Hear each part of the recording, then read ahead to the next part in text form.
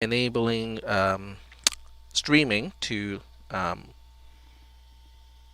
live stream. There we go.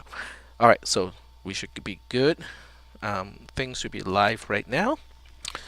All right, and what you're looking at here is not this class because I was on the evaluation team of somebody else's class. So let's switch back to our class. All right, so we got two things to do. The first thing is we need to talk about the solution of the homework assignment, which is actually going to help with the task of explaining the exam from the previous semester. So, that's what we're going to do today. Let me check the text channel. No traffic for now. Okay, cool. All right, so let's go ahead and dive right into the homework assignment that's due like a minute ago, 2 minutes ago. So today I'm slightly late. All right, so as we go into that assignment, I am going to point out, what other assignments are helping. There are two assignments, there are two programs due today. I hope everybody got a chance to work on both of those.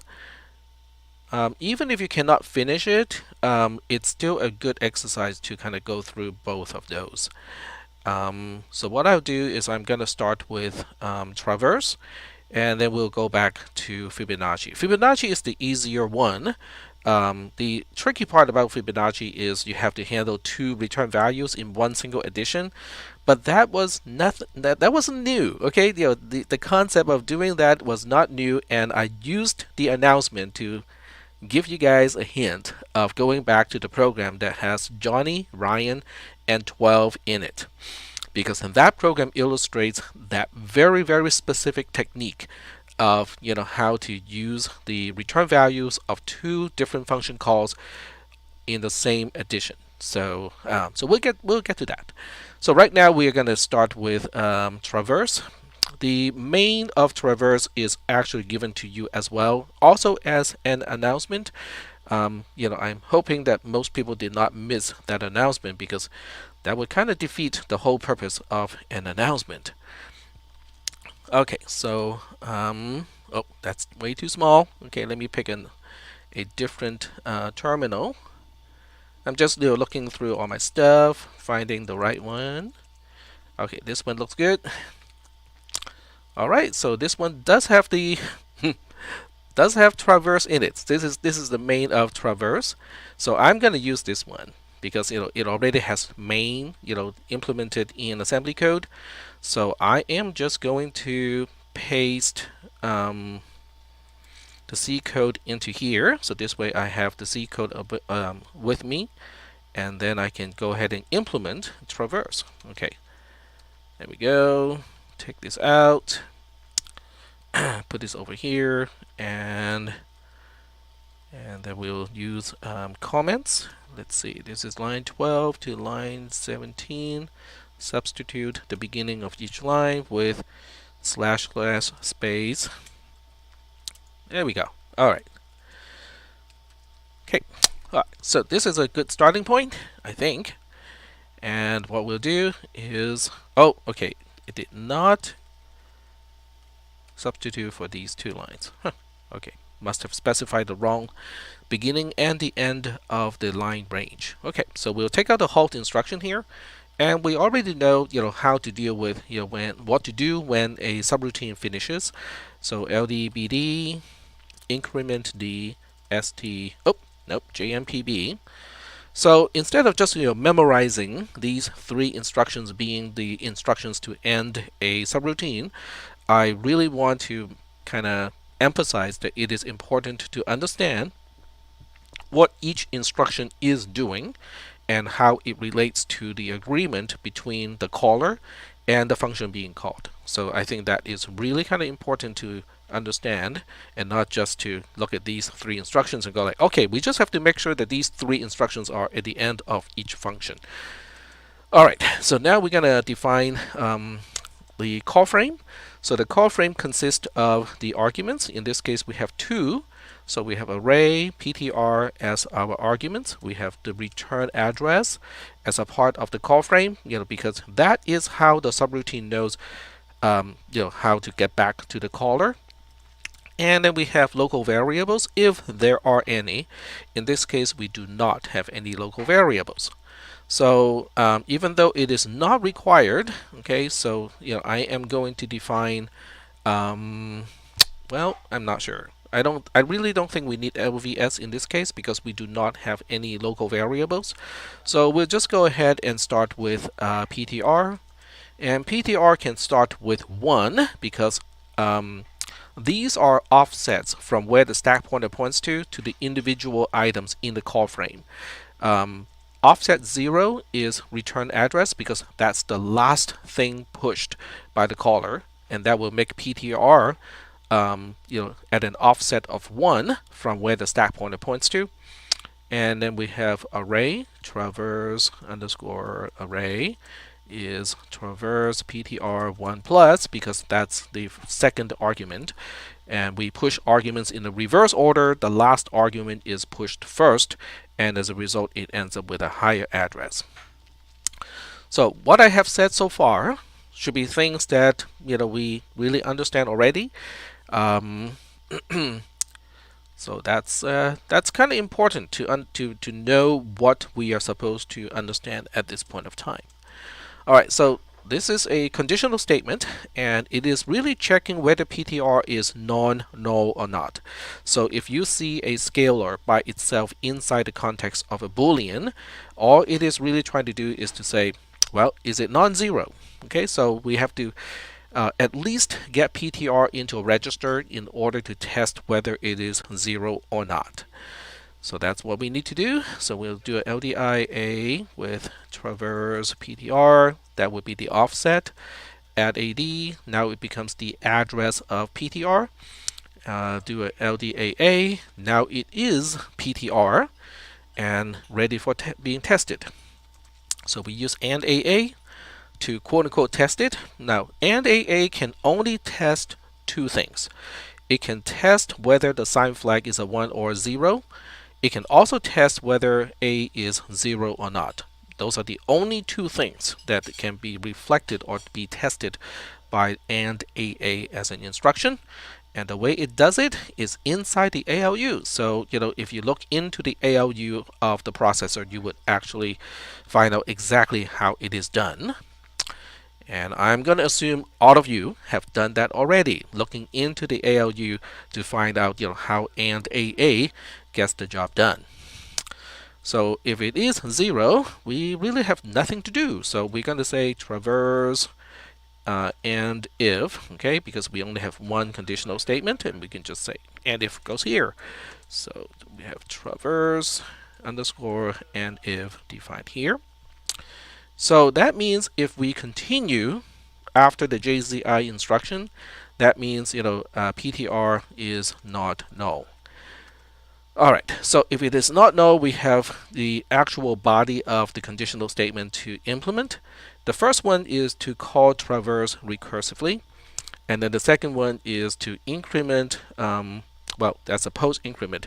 So we will have a double dereference of array and change it, whatever the location is, to whatever the value of the structure that PTR is pointing to is, and then we perform another recursive call. So there we go, and I'm not seeing any questions in the text channel, so as soon as you guys have any questions, please do not hesitate to ask your questions in the text channel because it's pretty important. Alright, so the first thing we need to do is to push array, and we're pushing the value of array on the stack because it is the second argument of this function call. So we have to do the usual stuff, okay? Usual by my standard, traverse, okay, that's correct spelling. That's the offset, that's the address of array, and now we have array itself, and we have to push it on the stack.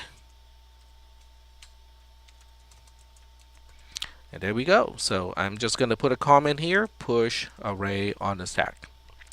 Next, we have to push the value of member L of the structure that is pointed to by PTR. So if you did not quite catch that sentence entirely, you might want to get back to replay this section and make sure that you get, exactly what I said, because that is important. All right, so we're going to start with PTR. So we'll do LDIA, traverse PTR, LD add AD. So now we have the address of PTR, and then we'll have a LDAA. So we actually have PTR now. In other words, what is in register A is the address of a structure now. Now, what do we want to do with that structure? I don't need the entire structure. I just need the value of one of the members of that structure. And to be more specific, we need the value of member L of that structure. So we have to LDI, choose register B. And this time we want to refer to the offset to find L as a member. And I cannot remember the how I define the labels, so I'm going to go back to find the label definitions. Oh, not there. Node. Okay, there we go. All right, so there we go. So we have node underscore L. That is the offset from the beginning of the structure to the member that we call L. So now, okay, let me show you the context of what we have at this point. So right now we have register B being the offset from the beginning of a structure to member L. We have register A, pointing to the starting point of the entire structure. So to get to the address of member L of the structure pointed to by PTR, we add the two registers. Now whether you add A to B or B to A doesn't really matter at this point because we don't have any return values for traverse. Alright, so we got a question. Shouldn't it be LDIA traverse PTR1 plus? Okay, yes, you are absolutely correct. So we'll go ahead and proceed as it is. Okay, in other words, the program has a bug, and we'll find out how the bug is going to pop up to appear when we debug this program. Okay, so I am intentionally leaving that bug in. Yes, I did it by mistake. Okay, so that was true. However, I do want to demonstrate what happens when you do not account for that one extra byte, because I think it's difficult for people to understand that portion. So I'm going to illustrate it when it does happen, and also show you guys how to debug a program when it doesn't behave. Alright, so we're gonna keep that bug around, okay? But thank you, Christopher, for pointing out that 1 plus is missing on line 30. But sometimes I write programs and I forget about that stuff too. So now we have add AB. A is supposed to be the address of member L of the structure that is pointed to by PTR. And we are not interested in pushing the address of member L. We are interested in pushing the value of member L, which means we need to dereference the address. Now it is in register A. Now we push it, decrement D, stda. So now we are supposed to have pushed PTR points to L. And finally, we have to push the return address before we call traverse recursively. So we have LDI A dot 6 plus and decrement D stda, and that would have pushed the return address. So this is also important because this is why the call frame looks like the call frame. Okay, it has to do with the fact that we push array first, and then we push the L member of the structure pointed to by PTR, and then we push return address. That is what is shaping the call frame. So now that everything is pushed, it's just a simple JMPI to the beginning or the entry point of the subroutine. The fact that we are already in traverse makes absolutely no difference whatsoever. Okay, so the agreement between the caller and the subroutine being called doesn't make a special case out of recursive calls, not in the least bit. When it returns, we have two additional items sitting on the stack, so we have to deallocate those two by incrementing d twice. And it's going to be the same code down here. So I'm going to pretend that I did not make a mistake, and we'll copy line 25 to 43 over here. So 25, 43, copy to here. So now we have the same bug replicated. And we have to remember to change node L to node R, because now we are accessing the other member of the structure that PTR is pointing to. And I should probably change the comment, so this way the comment is consistent with the code. We still have that bug. And now we're getting into this portion, which is to okay, so let's figure out what we are doing with this. Okay, because this is a topic that should be taught in CISP360. Maybe not in such a convoluted way, but convolution is basically just a few extra layer of things that you have already understood. So if you understand each layer by itself, the stacking up, no pun intended, of those layers really should not throw you off, because you just have to do it. You have to deal with, it's like an onion. You just, basically peel off one layer at a time. The right hand side, I'm not too concerned, so we'll deal with that later. We'll deal with the left hand side first. So the left hand side is the interesting part, because it says, the first thing we need to do, this is the parentheses indicate, what order you should do things, right? So you have to go for the innermost portion first. So we have to dereference array first. Okay, that will give you a pointer, and what we do with that pointer is to dereference it one more time so that we can store whatever is on the right hand side. So the next question is, what are we exactly incrementing? We are not incrementing array itself. We're incrementing whatever array is pointing to. Okay, but what are we storing things to? We are storing the right hand side not to whatever array is, not to whatever array is pointing to, but to the location that is pointed to by the pointer that in return is pointed to by array. Yes, so if you look at the time right now, which is 5:49, let's just say 5:49, you might want to jot it down, because I just described what we are storing to in this particular statement. All right, so let's go back into here. So the auto increment can also be seen as a separate statement. Okay, in other words, you can always kind of look at this and say, okay, we'll just pretend that we are not incrementing anything here, and then we have a follow-up that is doing the actual incrementing. So in this case, we have whatever array is pointing to, we're adding 1 to it. So it is equivalent to this code here. Yep, Gannon is right. But you might want to write down why it is important. Otherwise, you just end up with a list of important, important, important, important, but you have no idea why it is important. So gotta kind of track, why it is important too.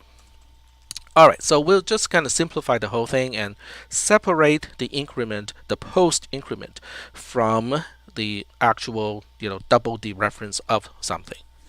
All right, so now that we have this, we'll go ahead and figure out the right-hand side first, just because we will stash it in one register, and then we'll use the other two registers to figure out the left-hand side.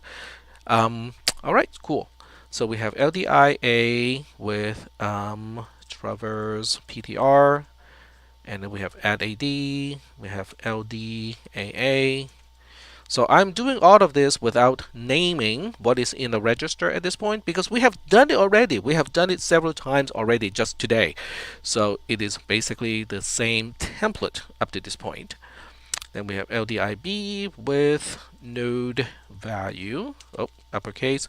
The assembler is actually case insensitive, so it would have worked with just lowercase n, but I just want to be consistent with how the labels are defined. So now we have add AB, So A now has the address of member value of the structure that is pointed to by PTR. But nonetheless, it is just an address, so we need one more dereference to get to the value of the member value of the structure that is pointed to by PTR. So now we have the right hand side. The left hand side is actually simpler. So we have to get to the parameter, traverse array. This is the offset. This is the address. This is array itself. Okay, so now we have array itself, and we have to dereference it one more time. This is asterisk array, which is the address of where we want to store the member value of whatever PTR is pointing to. So now we just need a STA. Oh, okay, I just made a boo-boo here because I was using register A for the right hand side, so I can't use register A again like this. Okay, so that was not a good idea. Now we have to change all of those register A's with register B. Okay, there we go. Alright, so this is how the statement, the C statement, commented out on line 44. That's how it's implemented, or at least I think it is. So right now we look at this and go like, tag, do we really have to do this again? Do this, whole, oh, okay, sorry. Do this whole thing again and just kind of, figure out when we add one to it. So the answer is no, since we have an extra register. So I'm going to do some optimization here. So the optimization is to pick the right point and do a CB, so that we are making a copy of whatever we need to make a copy of. Now we can always make a copy early, which means we have the address of array, but then we have to dereference it anyway, so we have to get to here. So now would be a good point. So CPR CB. So now register C is also array. So I don't have to recompute everything from the beginning. There we go. Alright, so what do we do here? Well, in order to increment, you need to get the original first. So register A is not really used anymore at this point, so we can use register A. And register C is parameter array. And then we increment the value of whatever A array is pointing to, because that's in A register A at this point, and then store it back to where we got it, which is what array is pointing to. I think that ought to do it. Okay, so except for that one bug that Christopher pointed out, and I stubbornly decided I'm not going to fix this. There's no way I'm going to fix it now. So we'll figure out what's going to happen, right? Okay. Alright, so now it's all good, and the question is, how do we test this program? So the way we test this program has to do with what parameter we are passing to the traverse program. N1 is the most difficult one to debug, because this is the one, I explained this already in class, okay? So N1 is the one that will give you recursion up to 2 levels deep, and it's going to back up and do recursion again. Okay, so this is not the one that you want to start with if you want to debug your program. I will start with that. In other words, I give it a null pointer. If you give it a null pointer according to the C code, what is it supposed to do again? Okay, I'm asking you guys. If I give a null pointer to parameter PTR, what is the code supposed to do? Absolutely nothing. So the bug that I intentionally left in the program will not even pop up because it's not supposed to do a single thing. Alright, so we'll test it like this first. I do hope that when you guys were working on this program, you were somewhat following my advice and test it in stages. Okay, because if you don't test it in stages and you just go like, okay, I am crossing all my fingers and make sure that, and hope that this program works. Okay, I can tell you that I do not write programs like that. I mean, you just saw me make a bug, right? And that was not intentional. I really just kind of accidentally put in a bug. Okay, I'm going to turn on the webcam because you cannot see my facial expression without that. All right, so I think this program is ready to be tested, so let's go ahead and test it. Alright, so we'll say submit. Oops, submit. Traverse. Oh, temp. Traverse -1 .ttpasm. And I have to go back to the assembler, and I don't know where I put it. Alright, so the simulation, oh okay, it did end. Okay, so we'll try to, oh remember this time, this one does not actually show the bug. So we'll go to the assembler and find out whether the program is doing what it is supposed to be doing. So now the question is, how do I have any idea of what the program is supposed to do? Well, that's kind of part of what we are trying to learn in this class, right? Because we're trying to, given main already, given the code in main, we really should be able to figure this out. Okay, so we are gonna use here we go. Okay, I have a little half mirror setup that is blocking the top of my screen. So sometimes you see me doing something like this to find stuff that is on the top part of the screen. There we go. Alright, so we're going to switch back to the source code. Okay. And we'll start with main because everything, well, not everything, but we have the first interaction with the stack is on line 5. So line 5 is the first thing that we push on the stack, which is main return address to I'll just say startup code. Okay. All right. So that's how we use one location, and then we got to main. Oops.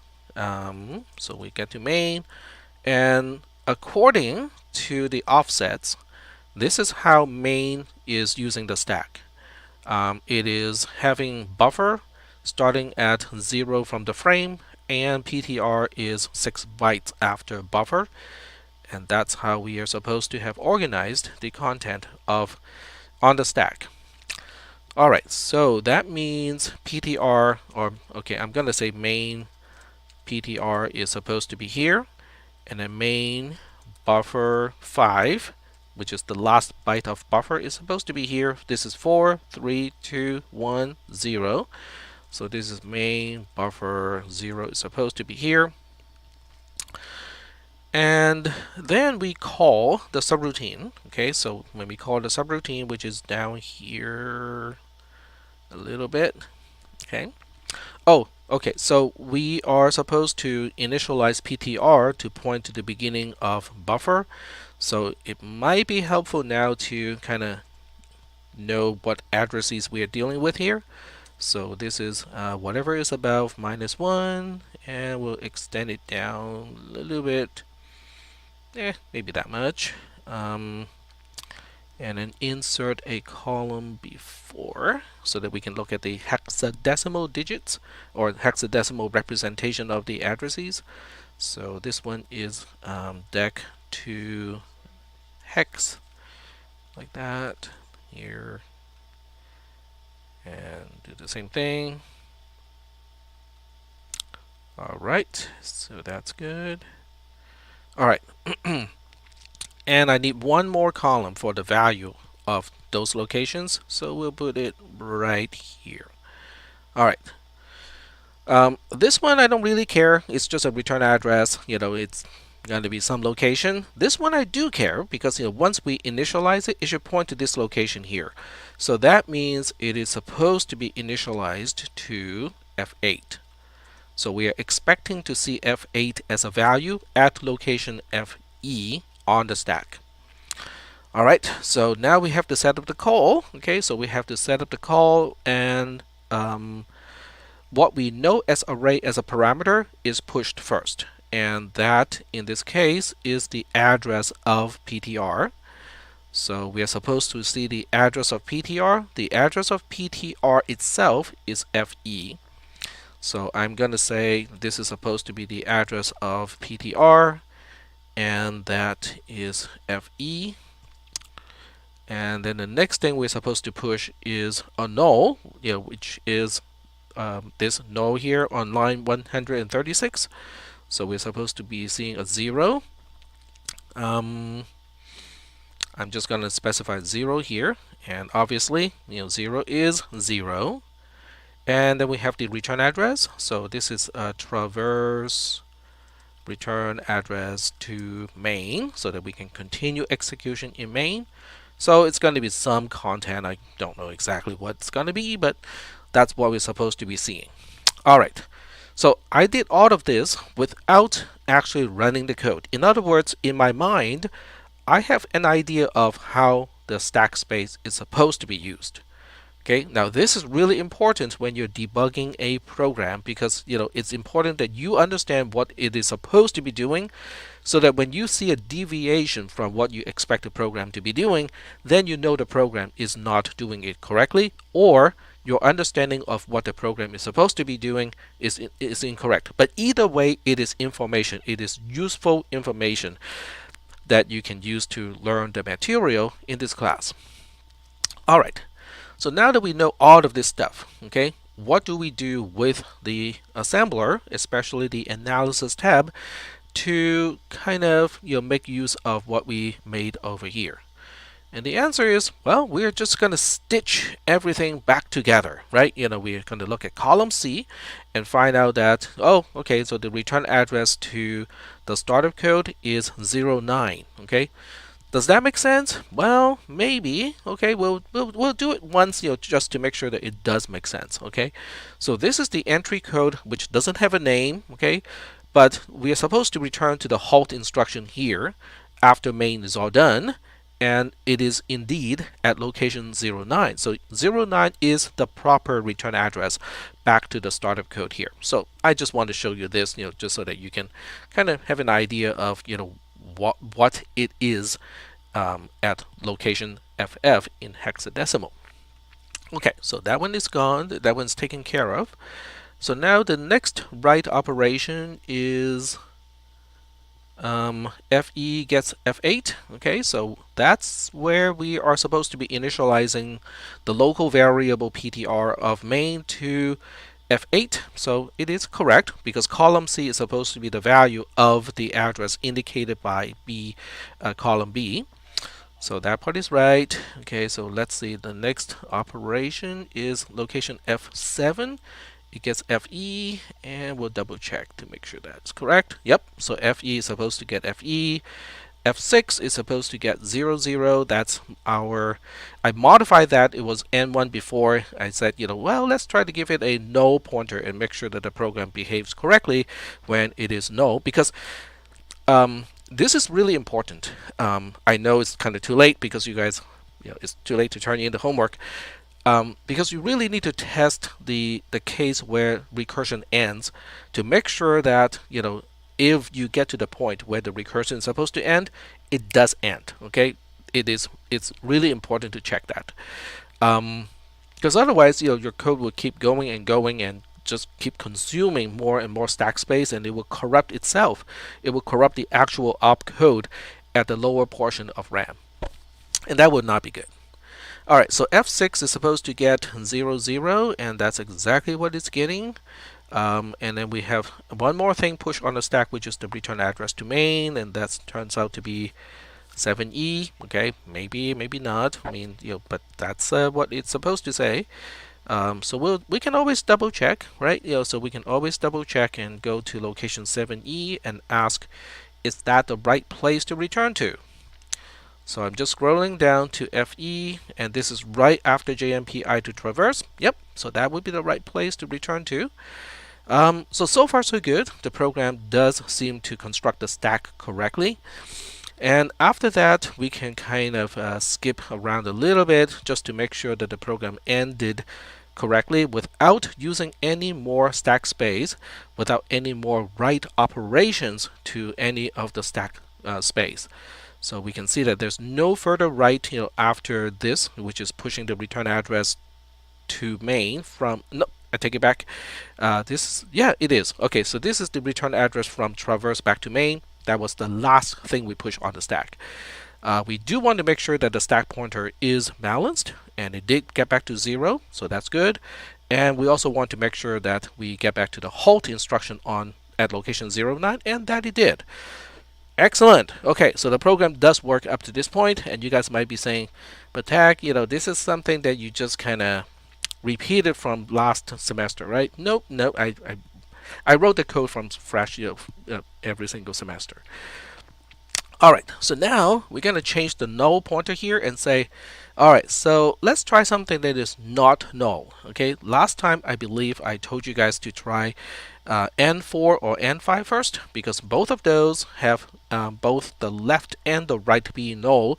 So it would have one more recursion from inside traverse itself, but that recursion is not supposed to do anything, right?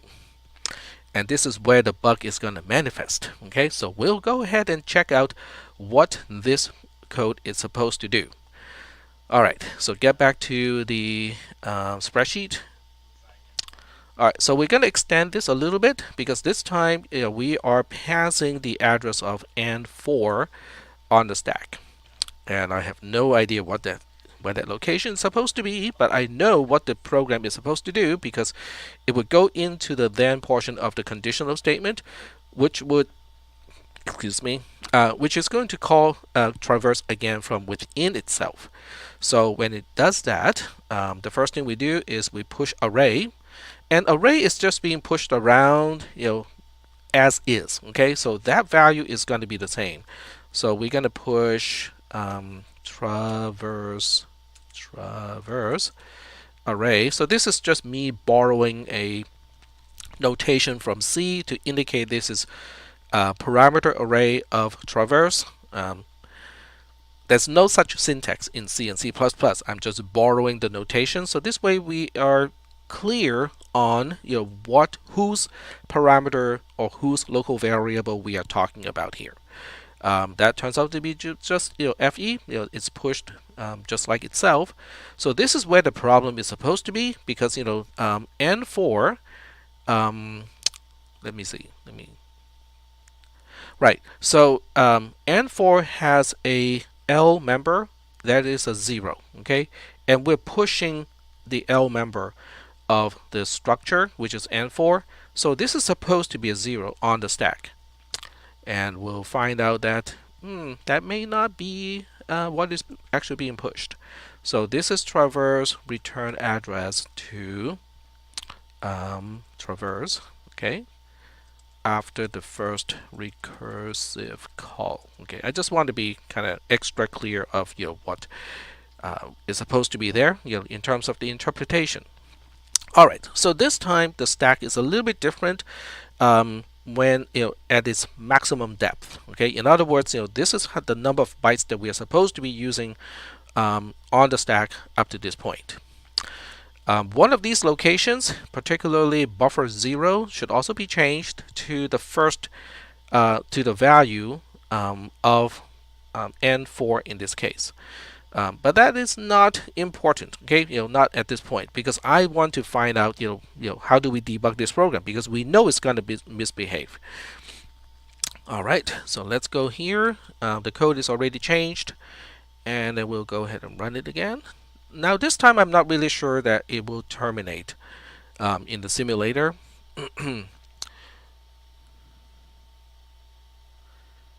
But the trace should still.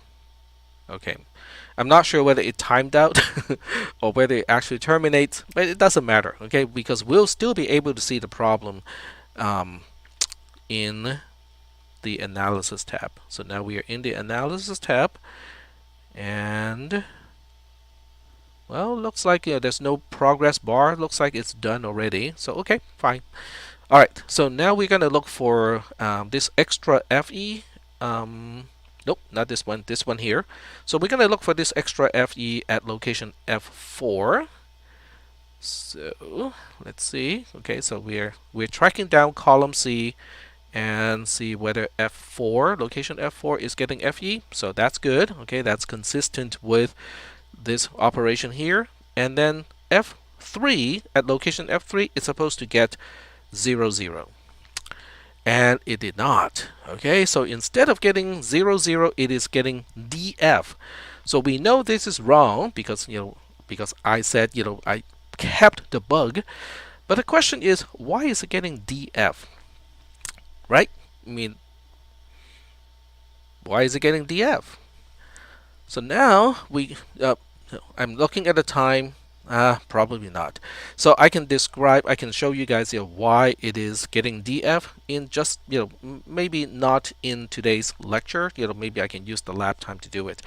But it is the wrong value. Okay, so I know at this point the behavior of the program is deviating from what we are expecting the program to do. So now we know, okay, don't code any further, okay, because we know there is a bug here. The previous line is good, this one is not good. So now we have singled out, what portion of the program could have gone wrong. And as I said earlier, there is a reason why it's pushing df here. So if you go back and track down, those instructions one by one, you would actually have found out why it is pushing df on the stack, and then we would have found out that we were missing the 1 plus because we have one argument already pushed on the stack. So that means in order to access everything else, we need to remember, oh, everything else is now 1 byte more compared to the symbolic name or the label name as an offset from where the stack pointer points to, because the assumption of when we define the labels is the stack pointer is right after we allocate for all the local variables when the call frame is completely constructed. But now we have 1 extra byte on the stack because we are now in the sequence of calling a subroutine already, and 1 argument is already pushed on the stack. So now that now I know this part is a little bit it's not entirely truthful in the sense that Christopher already pointed out there's a bug here. So PTR 1 plus will compensate for this extra decrement D because now the stack pointer is no longer pointing to the beginning of the call frame. And then the other one is going to have exactly the same bug, so it's another 1 plus here. And that one, let me check. Oh, no, this is not a problem. It's the call that is a problem. So that one is not a problem. It is when we call again, then we have a problem. So here's another 1 plus. All right, so now that the program is fixed, what is it supposed to have stored? Well, that would be the value member of N4. So now we have to look at N4 and find out how it's defined. It has a value of 4. All right, so getting back to what we're expecting this to happen, we are now expecting this location to have a content of 4. But since PTR is going to be incremented, we are also expecting this to increment to F9. Now this has to do with understanding the C code itself. Okay, so it's the C code that is determining what we're supposed to have stored at the first location of buffer, which was pointed to by PTR before we increment PTR to F9. Alright, so now that we kind of know what the program is supposed to do and fixed the bug, let's go ahead and test it. Maybe we have another hidden bug somewhere. Alright, so we'll check it out. Okay, let's see if there's another bug. So how do we know whether the program is working correctly or not? Now that we see the 0, 0 is at location F3, okay, that's nice. Okay, that's exactly what we're expecting to see. And then 27 is going to be the return address back to traverse after the first call. So, and that should not do anything because now we have a null pointer, and so we are waiting for traverse to return from this recursive call. So you can basically see when the recursive call is over, because you can see the range of addresses changing, from 25, all the way back to 0A. So now, Yeah, so now the um, we're back from the recursive call from inside traverse back to the first invocation of traverse, which is called from main. And this is when we store the value member of of the structure that is pointed to PTR to basically the first byte of the buffer local variable of main. Whew, okay, that was a mouthful. And we're gonna look at column C and see if that's happening. Yep, that's what's happening because F8, which is the first byte of the array buffer, is now getting 04, and we're also expecting PTR of main, which is at location FE, to update or increment to F9, and that is happening here. So we are now confirming, the statement between the recursive call is doing what needs to be done, and whatever is follows is the second recursive call, and we are expecting we have a null pointer here, so it's passing the null pointer correctly.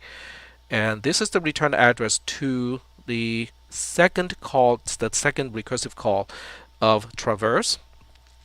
And then the recursive call shouldn't do anything because the pointer was null, and then it returns, and then it returns again to main. And once we get to main, it is supposed to undo the allocation of its local variables, and that's when we start with. That's when we see the stack pointer going from F8 to FF, and then it will return to the entry code which has no particular name, and that is at location 09, and that concludes the execution of the program. All right, so I have to kind of stop the explanation of the solution of the homework because we kind of need to move on to talk about the exam from last semester. All right, so let me see what is in the text channel. All right, okay, so Omer is typing something, and I will. Okay, for this run, what was the value that you were using? I was using N4. That is correct. N4 is the correct one, or the address of N4 to be more specific. Yep. Yeah, so the address of N4 or N5, because both of those have 0 or null for both L and R, so they're kind of equivalent. You can use N4 or N5. And then the next one, if I want to kind of show you the whole chain of debugging, so the next value is going to be N2 or N3 because both of those only have double recursion. However, it doesn't back up and then go back down again. So when that is also working, then we can get back to N1, and N1 is the more complicated one because it would do a recursive call on one side, 2 levels deep, and it will back up to N1 again and then perform a recursive call again on the other side. So you will basically see the stack pointer going down, going back up again, and then going back down again. And the complication of that is you can't really see. Well, I suppose if you look at the trace, you can actually reconstruct the animation of how stack content is being used. So I hope this really kind of helped to illustrate the importance of the analysis tab of the assembler, because by looking at column C specifically, you can actually get to see how the stack is constructed. And if you combine that with how we update the stack pointer, you can also see how the stack is quote unquote deconstructed as we deallocate things on the stack. So that's important.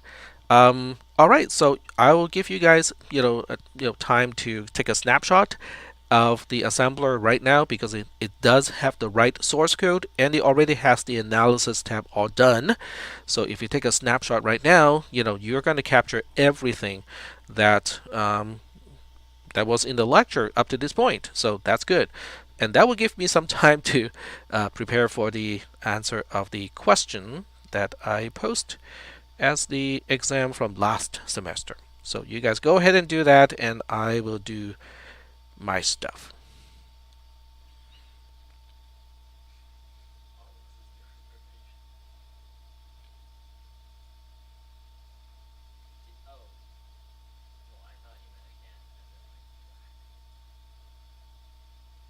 And of course, I have no idea where I stash it. But that's okay because I have it stored somewhere else. So let me look it up. There'll be 1219. That's the one right there.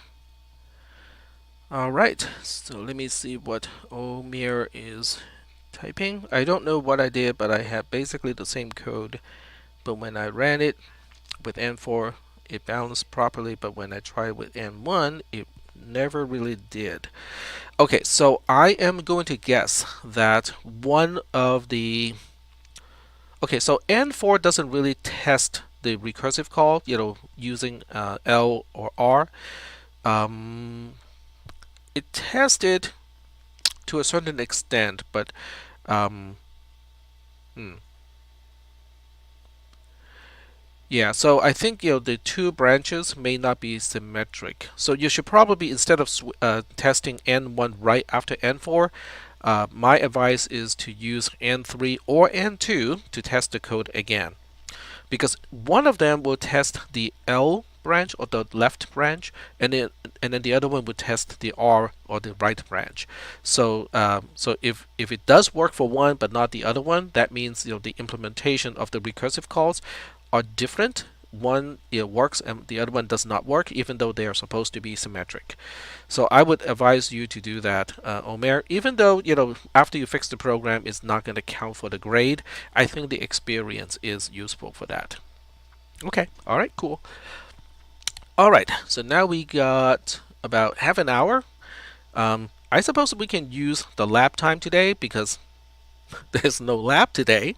So I'm going to use extend to the lab time if I need to explain the final exam of last semester. And this is the wrong class. All right, let's find the right class then. All right, so let's check.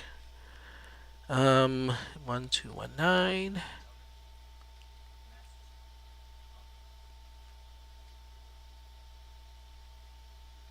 What about this one? Nope, still the wrong one. Okay. All right, so let's try fx. I know it's not a PDF. I know it's a.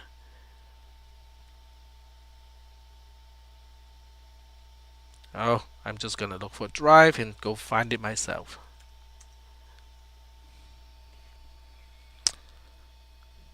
All right.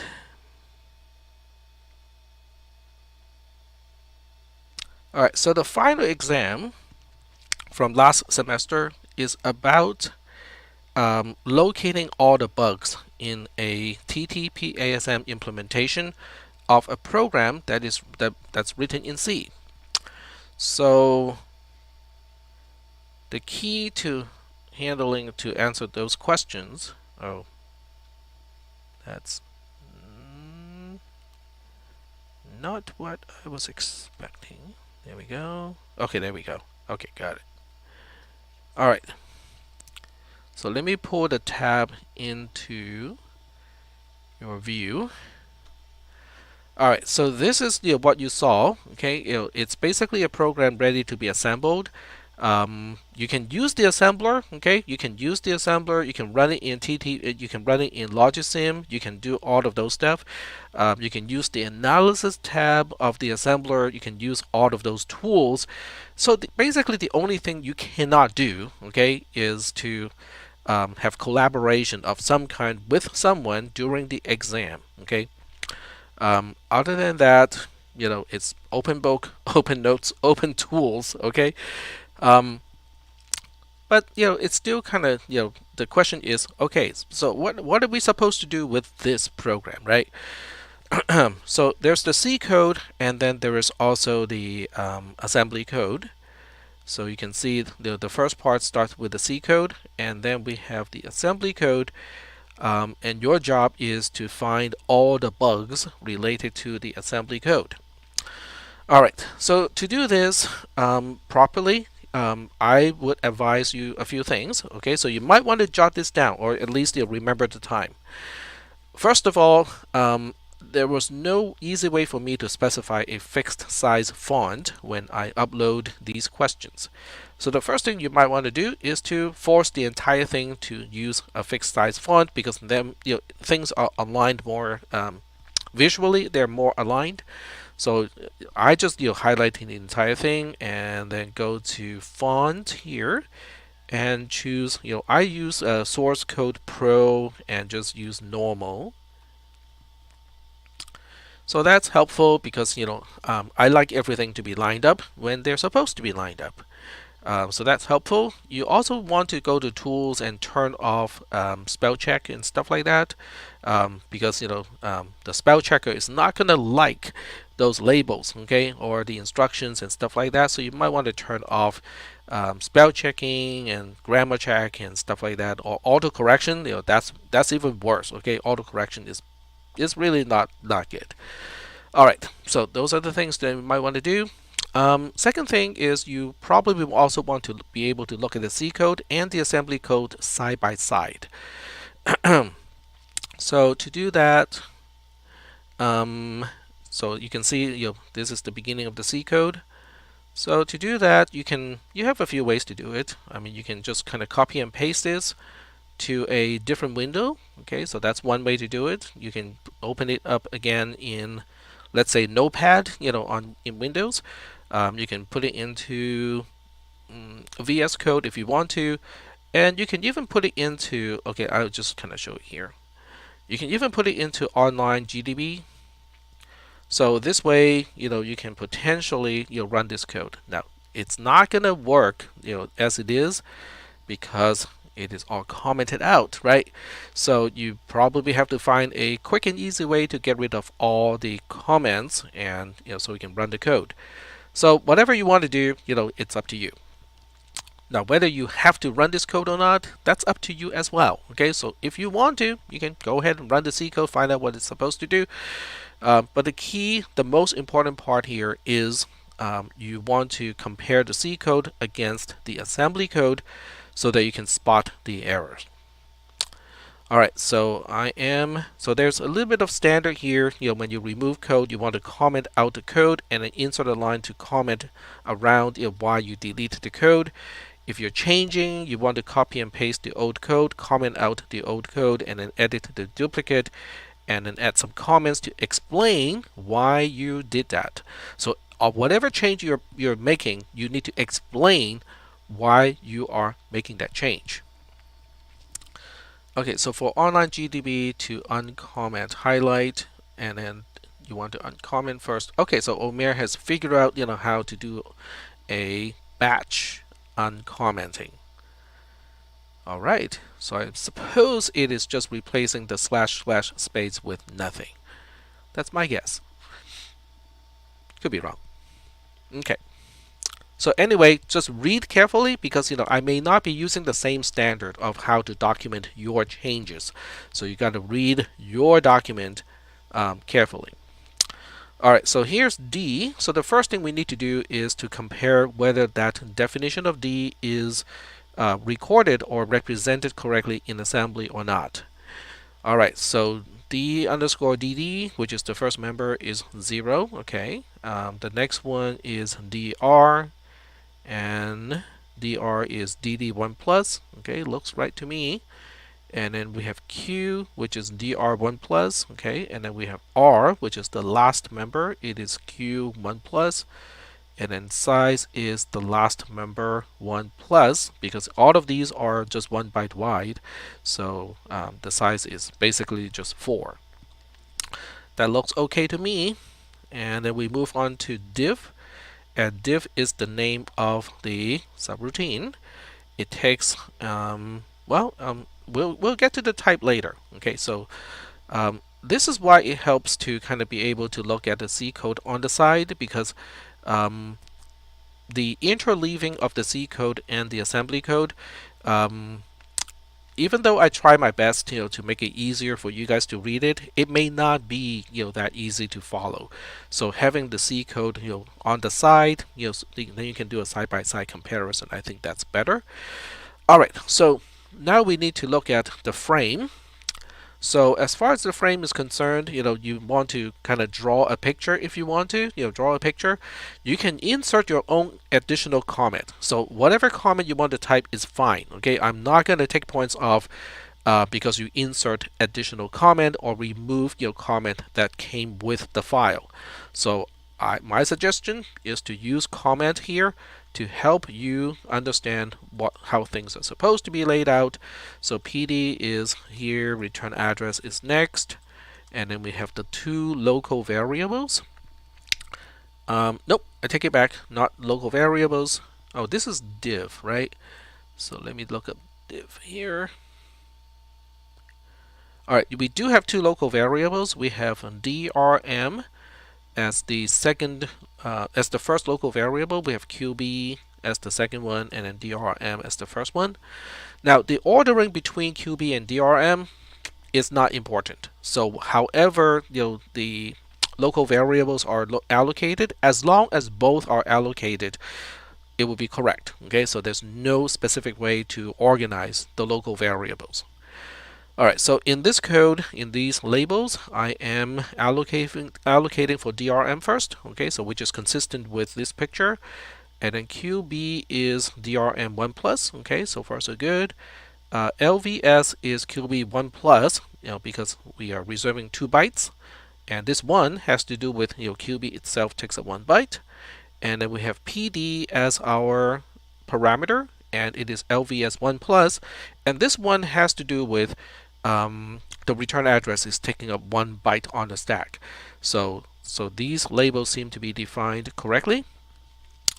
Now we move on and we take a look at the conditional statement here. Alright, so in the conditional statement, we're supposed to compare the DD member versus the DR member of whatever structure the PD is pointing to. So now we have to kind of get to PD first. So this is the offset, this is the address, and okay, so now you have to be careful because I insert certain types of instructions within the code. So now you have to explain what is in register A at this point.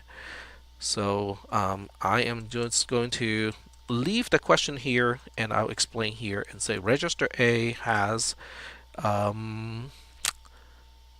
PD, which is parameter PD. Okay, that's bad English here. Okay, so we'll just say register A is parameter PD at this point.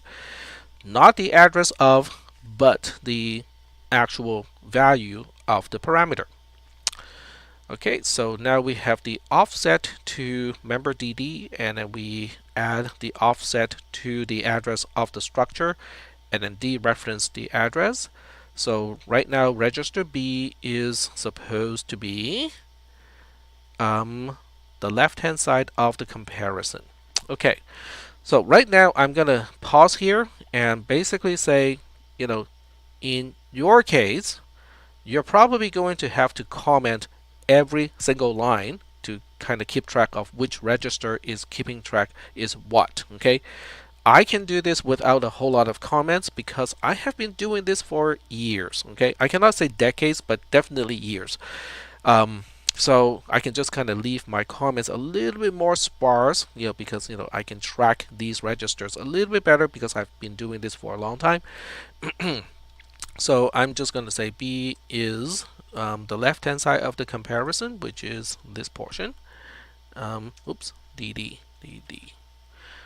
All right, and now we have LDIC DR, which is the offset to DR as a member, and then we're adding it to register C and then LDCC. Okay, well, I think we might have a problem here, don't you think? Because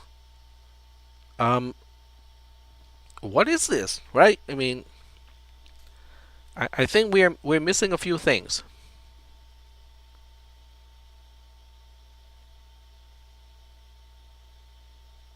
So, well, we're either missing a few things or there's actually a very easy fix to this one. So what do you think is the intention of these 3 lines?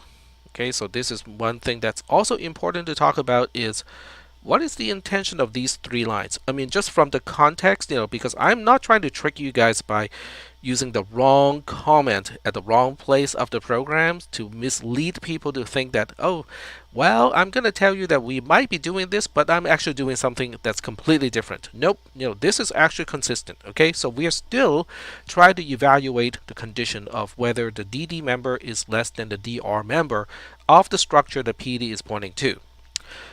We just figure out the value of the DD member, and it would kind of make sense that we are trying to figure out the value of the DR member with this code here, because we see a comparison which is basically doing the less than. So what is going on here? What is wrong with this code? What about the structure where we are supposed to find the structure? Register D does not tell us where the structure is. Register D tells us where the stack pointer is pointing to, because register D is the stack pointer. So if that is not giving us what we're supposed to use, do we still have the address of the structure at this point? So I'm going to pause a little bit and see if you guys can answer that question. And I think this really helps to kind of understand why you want to comment what each register is containing, because when you have cases like this and you're not tracking those registers, it'll be very difficult to find out what's going on here and how to fix it. All right, so let me switch to Discord and see if you guys have any. Okay, I'm not seeing anything in the Discord here, and I'm suspecting some people have dropped off already. I think a few people, maybe. Okay, never mind. All right. So this D is supposed to be A, because because the offset to a member of a structure has nothing to do with a stack pointer directly. It has to do with where we find the beginning of a structure. So that's why this is not right. Okay, so we are going to have to comment this out. Okay, so I'm going to comment this out and basically add my own comment here. This is wrong, because DR is relative to basically a pointer to a struct D. Okay, so I'm just going to say struct D address. Okay, so instead of doing this, what we want to do is add CA, because register A still has the address of the structure. Okay, that is how we fix this particular line. All right, so now we compare. Okay, so register B is member DD, and then register C is member DR. So we are doing the subtraction of DD minus DR. That's what the compare is going to do, except it doesn't store the result. All right, so now next we have a JCI, and we kind of have to check whether JCI is the right thing to do or not.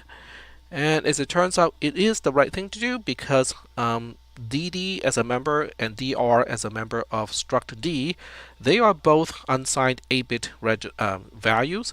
So JCI is the correct flag to look at to confirm whether DD is less than DR or not. All right, so if it is, we are going to .4+. Okay. If someone is going to say, but we have never seen anything like this before, the answer is, well, we have seen things like this before, just not in this particular combination. Because any place you can specify an immediate value, you can use an expression like this. So we typically do this with an LDI, but it doesn't mean that we cannot use it in JCI or JMPI or anything that ends with an I. So what is this doing? Well, it kind of boils down to what is the dot representing? It is the address of the JCI instruction itself. So what we are trying to specify as the destination of this JCI is 4 bytes from the beginning of the JCI instruction. This line itself takes up byte 0, byte 1. This line here takes up byte 2 and 3. So that will make byte 4 this instruction over here. In other words, if the JCI does happen correctly, it's going to land on this particular instruction. So now you have to ask yourself the question of, if DD as a member is less than DR as a member, do we want to get to the then branch of the conditional statement? Because this is the beginning of the then branch of the conditional statement. And nobody is responding in the text channel, and I will answer that question. The answer is yes. Okay, so yes, so we are indeed ending up at the right place. Okay, so that's good. Since we're dealing with a conditional statement, I personally like to check the overall structure of the conditional statement before I go into the branch itself to figure out whether the branch itself is implemented correctly. So now we want to look at the C code. Okay, let me bring the C code back in. And the C code says, we want to do something like this. There's an else branch. So that means, we need an unconditional branch at the end of the then branch around the else branch to the end of the conditional statement. So I'm going to check that first. Now, whether you want to do things in this particular manner, that's up to you. Okay, but I'm going to do it this way. So I'm going to look at the end of the then branch, because this is the beginning of the then branch. This is the end of the then branch. It looks good. It has a JMPI unconditional at the end of the then branch. But then the next question is that label really defined where it's supposed to be at? So we're going to look at the else branch here. Okay, so that's the else branch, which is a little bit longer and more involved. But here is the end of the conditional statement. So the end if branch is indeed at the right place. Okay, so the structure of the C code seems to be correct. So now what we do is we go to the then branch, and we look at the then branch. We're supposed to copy the member DD to the member R. So very typical thing. Okay, so we look at DD and we add AB. Okay, so when you see this, you have to kind of ask, are we really so since B is the offset to a member, we're expecting A to be the address of a structure. So the question is, are we really sure that A is pointing to the beginning of a structure at this point? The answer is yes. Okay, because we have been using that since here, and there's no code over here to change the value of register A. So register A indeed still has the address of the structure pointed to by PD. So by adding the offset to member DD to the address of the structure, now we have the address of DD in register B, and then do a dereference. Now we have the value of DD, which means now we have the right hand side. And then on the other side, we have some fairly symmetric code to use the offset to member R. And now we compute the address of member R of the structure that is pointed to by PD. And then once we have the address of R, member R, we store the value of member DD, which is in register B, to the address of member R. That seems to be consistent with this code here, so we are good. And now we want to put a 0 into the member Q, and this is weird. Okay, so what is this doing here? What is sub CZ doing? And this is a question directed to you, not to myself. So what does it do when we have sub CC? Not knowing anything about register C at this point, what is it doing? Yep, very good. Okay, so you guys are all correct. Register C becomes 0 because when you subtract whatever C has from itself, it's guaranteed to be a 0. Okay, so that's good. So register C is a 0, which is the right hand side, and then the left hand side is getting the offset to Q into register B. And once again, we have a problem because we are adding the stack pointer to an offset to a member of a structure. That doesn't make sense at all. Okay, so we have a problem. So when we have a problem, we fix it. Okay, so we are adding offset to a member. Okay, adding the stack pointer to the offset of a member, doesn't make sense. So we want to fix it because we want to add the offset to a member of a structure to the beginning of a structure. So add add BA is the answer, okay? Because register A still has PD in it, which is the address of a structure. So now, once we do this, register B becomes the address of member Q of the structure that is pointed to by PD. And we store C, which is 0, into it. That should accomplish putting a 0 into member Q of the structure that PD is pointing to. And then we perform a unconditional branch to the end if label, and I checked it is at the right place already, so we're good there. And this is the else branch, and in the else branch we got something that's very similar to the other one, so we'll go ahead and kind of check out the code line by line. Alright, so B has the offset to a member. We're adding the address of the structure to the offset to a member, so B now has the address of the member. And now we have DRM, which is a local variable. We're adding the stack pointer to the offset to the local variable. Yeah, sounds about right. And then we store register B to register C.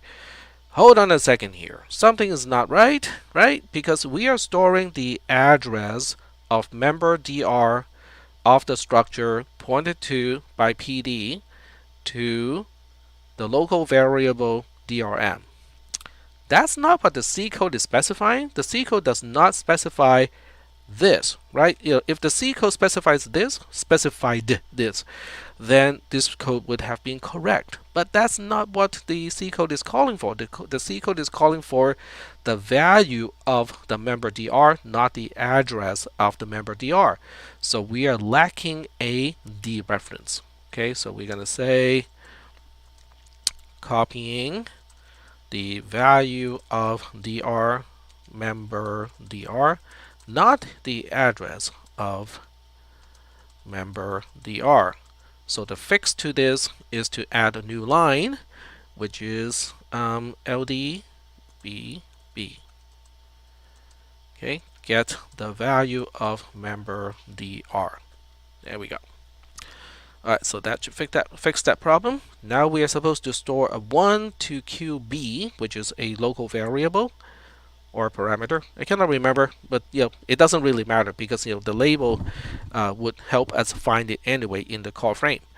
So we have LDIB1, which is the right hand side, and then QB is a local variable. So we add the stack pointer to the offset. Okay, that looks good. And we store B, which is basically just a constant of 1, to local variable QB. Okay, that seems right. Alright, so now we have a while loop. So in the while loop, we have while DD minus DRM is greater than DRM. Okay, that's the condition to stay in the loop. So with loops, we need to make sure there's a label, defined at the beginning of the loop, because this is where we are supposed to go back to, and we're supposed to have a unconditional branch at the end of the while loop. So I'm going to check that first. Okay, so we do have a unconditional branch to go back to the beginning of the while loop at the very end. So I'm just checking the structure of the while loop. And everything looks okay. I just have to now evaluate whether the condition is evaluated correctly or not. Alright, so let's check the this part here. Alright, so we have alright, so what is in B right now is the address of DRM. And if you go to the next time we use register B, we have a subtraction here, which is corresponding to this particular subtraction. That doesn't seem right to me, right? Because we are supposed to be subtracting the value of DRM, not the address of DRM. And to answer Gannon's question, yes, LDIC 0 would have done the same thing, but as a part of the question is you do not make changes that are unnecessary, because those would be points lost. So you only want to make changes that are necessary to get the program to work. So if you have some code here that looks just kind of awkward, but it does work, leave that alone. All right, so that means we are lacking, we are missing one dereference because B has the address of DRM and not the value of DRM. So we'll just say here, B has the address of DRM, and now we need another LD to get to B now has the value of DRM. Okay. All right, so that's good. And now we look into register C. Register C has the offset to member DD. And once again, we are adding the offset of a member to the stack pointer. It doesn't make sense at all. Okay, so even though the structure itself is on the stack somewhere, it's not where the stack pointer is pointing to. Okay, so we need to fix this. Okay, so we are adding offset of member. Okay, nope. I kept making this mistake, just kind of. There we go. Adding stack pointer to the offset of member doesn't make sense. Okay, we need to fix this. So now we need to say add CA. Okay, so we now add address. Okay, add struct the pointer to offset of member. Okay, so that would be the correct thing to do. So after this, we would have the address of member DD of the structure that is pointed to by PD, and then we do a dereference to get to the value. Okay, so I have now concluded that at this point, register C does have PD points to DD, and we are ready to perform the subtraction. So when we perform the subtraction, SUB is going to change the first register. So it's going to change the first register. So the first register, which is register C, is indeed going to store the difference. Okay, so that's not wrong by itself. But we do have to see what we're doing with the difference. In other words, register C at this point after the sub does have this particular expression, the value of this expression here. So now the question is, what are we going to do with that compared to whatever register B still has? Register B at this point still has the value of DRM because nothing up to this point is changing the value of register B. So we are indeed using the correct registers.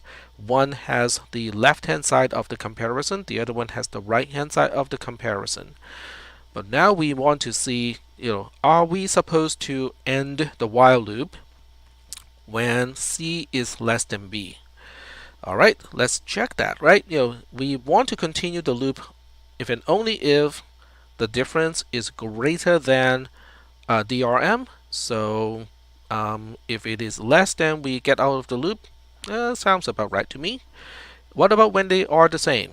Yeah, we also want to get out of the loop because to stay in the loop, we need C to be greater than a register B. So I think the JCI followed by the JZI are both correct. And JCI is also correct because this is a unsigned comparison as opposed to a signed comparison. All right, so the condition seems to be done correctly. And then moving on to this portion, which is, basically this is a quick and easy way to double the value of DRM by adding it to itself. All right, so we have the offset, and it's a local variable, adding the stack pointer to it. And now register B has the address of DRM, and then C has the value of DRM. We do the doubling, and then we store that back into DRM. Okay, looks right to me. And we do the same thing with QB, but it's the same format, but I'm gonna double check the code anyway. So we have the offset, the address, the value, double the value. We are missing one thing here, don't we? All right, so what is missing here? This one I think all of you can answer because the template of the first chunk of code is supposed to look like the second chunk of code, because structurally speaking, they are the same, except we're missing one thing. Yep, it's not being stored back. Okay, we did a doubling, but we are not storing back. So we need need to store the sum back to QB. All right, so we need STB C here. There we go. All right. So remember, every time you spot a problem, if you get a final exam of this nature, every time you spot a problem, every time you make a correction, you have to explain what it is. Okay, what is missing? What is it doing wrong? Or what extra thing is it doing that is also wrong? Okay, so you got to give me some explanation. All right, so now we get to the end of the while loop, and it goes back to the beginning. So I'm just looking on the side on the C code, and that is correct. The last thing we want to do in the loop body is to double the value of QB. Okay, so this should also answer one of the questions in the text channel, I think from the previous class. I think somebody pointed out, where's left shift? Because we have a RSH of a right shift. So where is the left shift? So as it turns out, a left shift is basically just adding a register to itself. So add CC is basically a left shift operation. Add BB is a left shift operation. So that's why there's no specific opcode or mnemonic just for left shift. All right. So now we're out of the loop. And what do we do after the loop? We're supposed to subtract DRM from member DD. All right. So, okay. So something looks kind of funky here.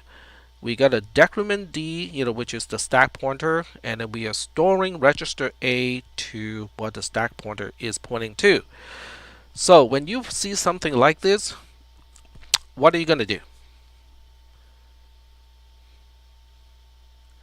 I'll give you a few options. One, pretend that it's not here, because I have no idea what it's doing. We'll just pretend it's not here. Two, look at this code and say, that looks like pushing something on the stack. And I'm just going to say push, register is push on the stack. Or option three, figure out what is in register A, and relate it to the C program and say that, okay, that is being pushed on the stack. So of the three options, which one do you think is productive? Option three, very good. So now we have to figure out what is in register A. What is in register A at this point? Option one, yeah. I mean, I'm not going to stop you guys from using whatever option you want to use. You can even have option 0 if you want. That was a quote from Kung Fu Panda. When Shifu, first introduced Po to the practice room, and Po kind of get beaten up by everything in that room, Shifu said, now there's a level 0. Yeah, that's option 0 here. All right, getting back to our code here. So what is in register A?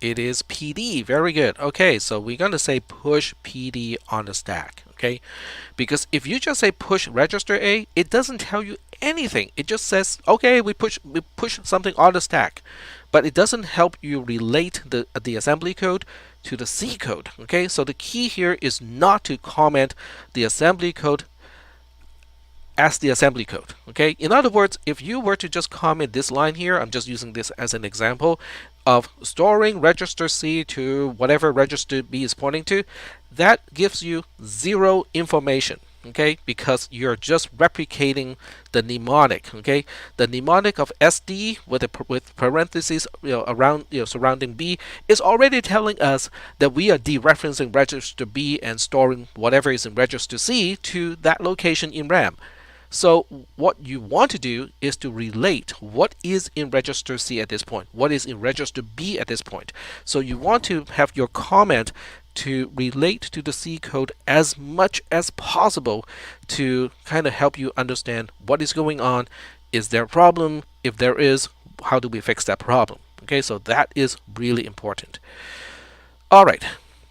So now we look at this code here, and it looks kind of funky. What is this 1 plus doing here? Okay, so this is once again because we have one extra thing sitting on the stack. So the offset defined by the label is no longer 100% correct because it did not account for this extra byte that we just pushed on the stack. So we are pushing the offset to DRM, not pushing, but we are copying that to register B, and then we add the stack pointer to that offset. So after this, register B now has the address of DRM. Now register B has the value of DRM, and that would be the right hand side of the minus equal to. And now we look at the other side. And once again, we spot a problem because D underscore DD is an offset to a member. Register D is a stack pointer. So now, once again, we have a similar problem that we spotted like a few times already. So this is adding stack pointer to offset of member. That doesn't seem to make sense. So we'll have to fix it by saying add CA. Okay. Because adding register A still has PD in it at this point, so it is okay to do that. So we are now saying add struct D asterisk to offset of member. Okay, that seems right to me. Now we are going to so at the end of the add instruction, register C ends up to be the address of member DD of the structure that PD is pointing to. Now we're putting that into register A and therefore destroying the value of register A. So now I would put a comment here because this seems to be important to me. So now register A is the value of PD points to DD. Okay, which it means it is no longer PD. Register A is no longer PD. Okay, it's lost. Now we do a subtraction. Okay, so register A is PD points to DD minus DRM because we fixed the code so that register B is now the value of DRM.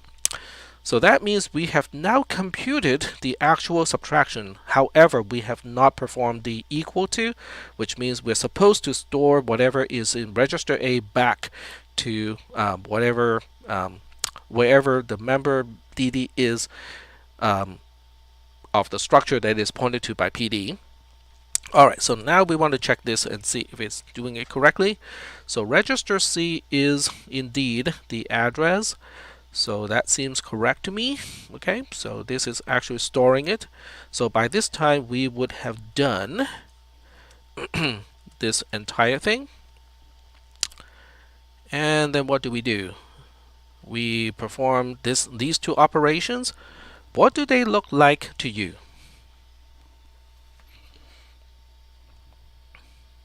I know we're going over time, but as I said, there's no lab tonight, so I'm extending the lecture to the lab portion.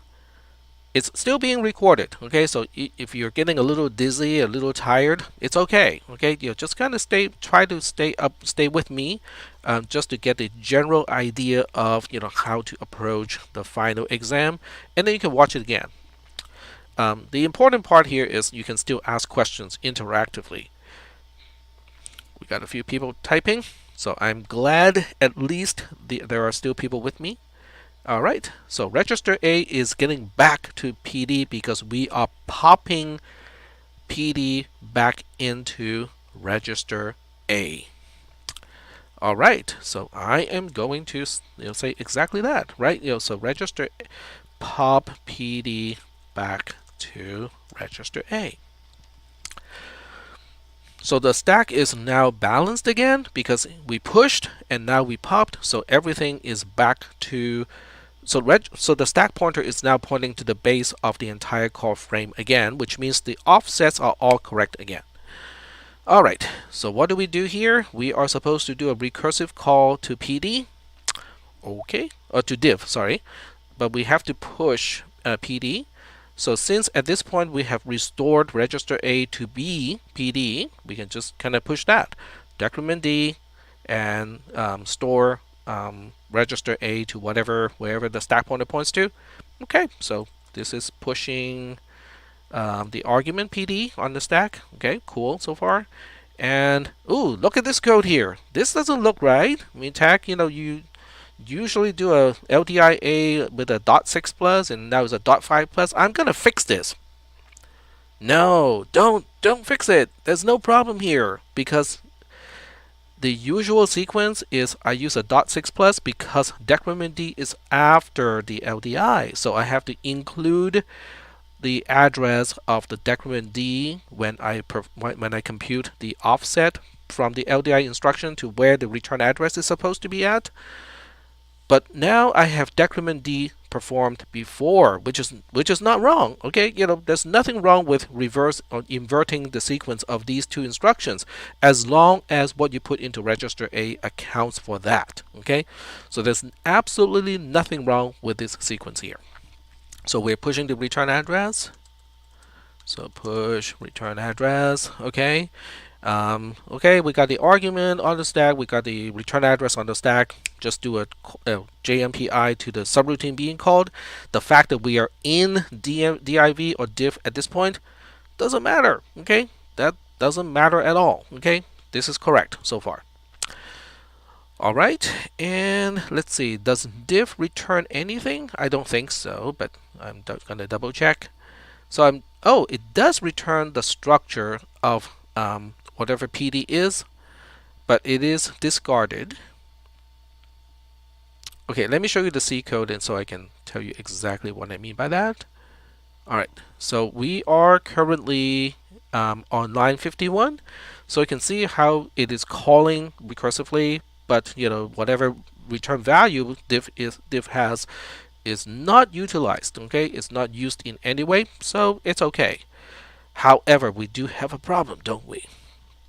Because when you're returning from a subroutine, you're supposed to do something because there's something left over on the stack before you move on to the next statement. So what do we do here? What am I missing here?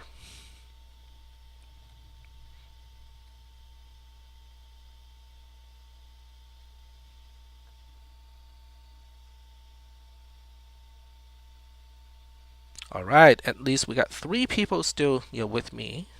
The allocate. There's only 1 byte. There's only 1 byte that I need to deallocate. So this is where the agreement between the caller and the subroutine being called is really important. The return address is the responsibility of the function being called. The argument is the responsibility of the caller. So we only have the argument to deallocate. So 1 single increment is enough. But I will comment here because remember, every time you make a change, you have to tell me why you're making that change. So we say need to deallocate stack space used by argument. Space used by arguments. Only 1 this time, but just in general, okay, however many bytes you're using for the arguments, you have to deallocate after the subroutine returns. Okay, so this is all good. All right, so now we have decrement D STAD. So we are pushing register A again. Okay, so we are pushing register A. And what does register A have at this point?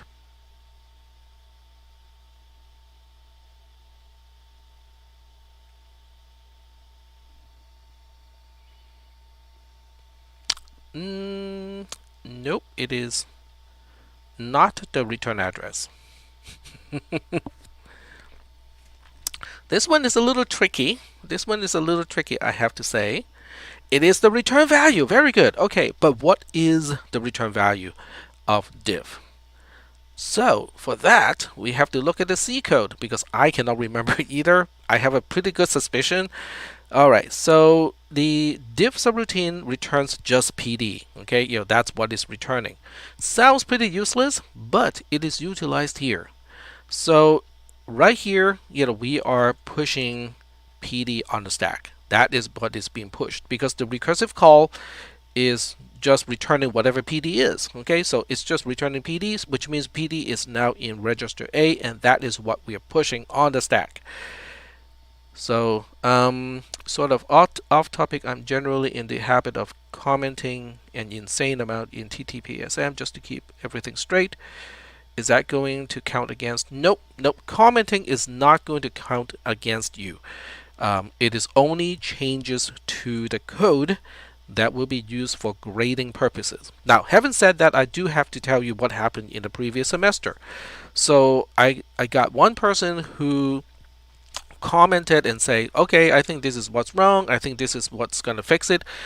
Unfortunately, everything was commented. Okay, so I'm gonna go like, okay, how am I gonna grade this one? Because all of this is commenting, but it's the right idea, except the answer did not have the code uncommented. So so you can comment all you want, okay? In certain portions, I would expect you to do some commenting, so you got to read the instructions carefully. But the actual fix, needs to be not in comments, okay? So kind of keep that in mind, because I don't want to have to get into that situation where, this it's still commented, but it's the right idea. How am I supposed to reward points, right? And I can tell you why I have a problem with this, because someone can just say, well, if the comment seems right, why don't you just give that person all the points?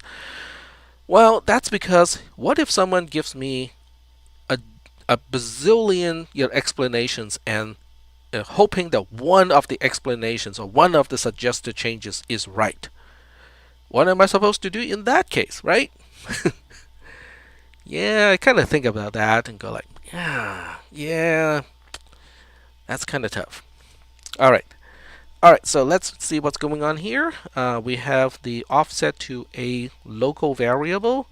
Oh, but tag, isn't everything off by 1 byte now because we just pushed something on the stack? And that would be right, because I made that mistake earlier today when I was writing traverse, didn't I? So that should be pretty fresh in my mind right now. Okay, so we'll say just pushed PD, offset to CallFrame is now 1 byte off, or something like that. Okay, you don't have to use my exact language. You just have to explain what is going on and why do we need to change the line. So we basically need a 1 plus. Okay, so the proper way to do this is to copy and paste the line and then comment out the one that was originally here, and then use the new one, the clone, to say 1 plus. Okay, it's to account for the extra byte on the stack, which is when we push the PD. Okay, used by pushed PD. Okay, or something along that line. All right, and then after that we LDBB. That doesn't sound right to me, because what have we put into register B now that we have taken care of that one extra byte on the stack? It's still not right, because what is in register B right now? It is correct from the perspective that it is the correct offset to QB from where the stack pointer is pointing to. But nonetheless, Mark is right. It is still just an offset. It is not an address. If something is not an address and you see it being dereferenced, that usually tells you that something is not right. Okay, so by the context of we want to dereference it, because later on the way we use B is we perform an add, which seems consistent with what we want to do, okay, because we do want to add the value of QB to something else. So we do want to get to the value of QB, except nothing here is getting to the value of QB. So we need to kind of fix that, because even though there's a LDBB here, is wrong because register B does not have the address of QB. It has the offset of QB from where the stack pointer is pointing to. So we're gonna have to fix that too. So we're gonna have to say I just inserted the air carriage return at the wrong place. You cannot see it, but it's at the wrong place. So we're gonna say here and go like need register B to be the address of QB, not offset from where D points to. Alright, so you can see how I'm running out of characters on the line. So one thing you can also do, which is it doesn't take much time once you know what you're doing, is you can go to format, and the one quick and easy way to make sure that you have longer, more characters per line is to change the page orientation. You can change the entire document to landscape mode, and now we have more space, okay, which is nice to have. So now okay, so need register B to be the address of QB, not the offset, and that's why we need to do an add BD, okay, add stack pointer to offset to QB, so that register B has the address of QB. There we go. And you can always kind of shorthand the whole thing, using C syntax. So if you don't want to spell out address of, you can always say that. All right, so now we can dereference. So register B does have QB in it. Okay, excellent. And now we want to look at the left-hand side of the operation. So the left-hand side is the Q member of the structure pointed to by QB. Alright, so let's see what we are doing here. We are loading DQ and we add A to C. So now we have to double check to see what register A still has. So register A still has PD in it. Okay, we push it on the stack, but after that we didn't do a single thing to register A. So register A still has PD in it. So we are now adding the address of a structure to the offset to a particular member. So register C has the address of member Q of the structure pointed to by PD, and we get the value into register A. We add B, which is QB, to it, and then we store it back to wherever C is pointing to, which is the address of member Q of the structure that PD is pointing to. Okay, sounds right. And then we restore, we pop PD back into register A. That sounds right to me. Let me check the. Oh, okay. So it's probably from a different class because I saw some activity in Discord, but it's not from this class. All right. So I'm looking at the C code. Okay, that should conclude the else branch, and that's why we're supposed to find the end if label here, which is right after the entire conditional statement. That seems right to me.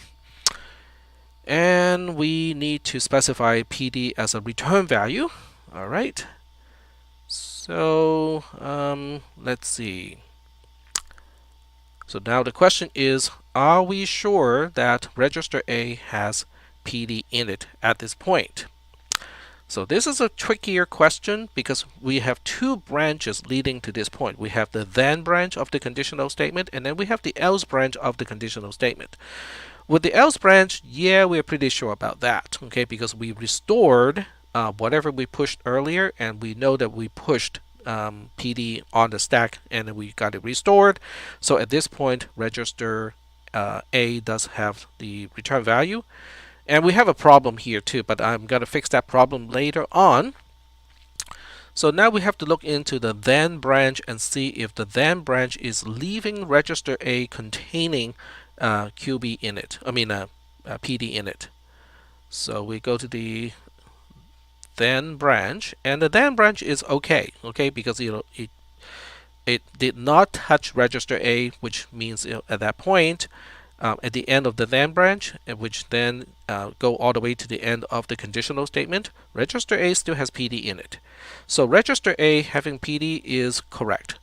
But this is wrong because when we deallocate the local variables from the stack, we are overwriting register A. So that would not be good because that's um, clobbering the return value. So we now have to say, okay, the next few lines you have to change.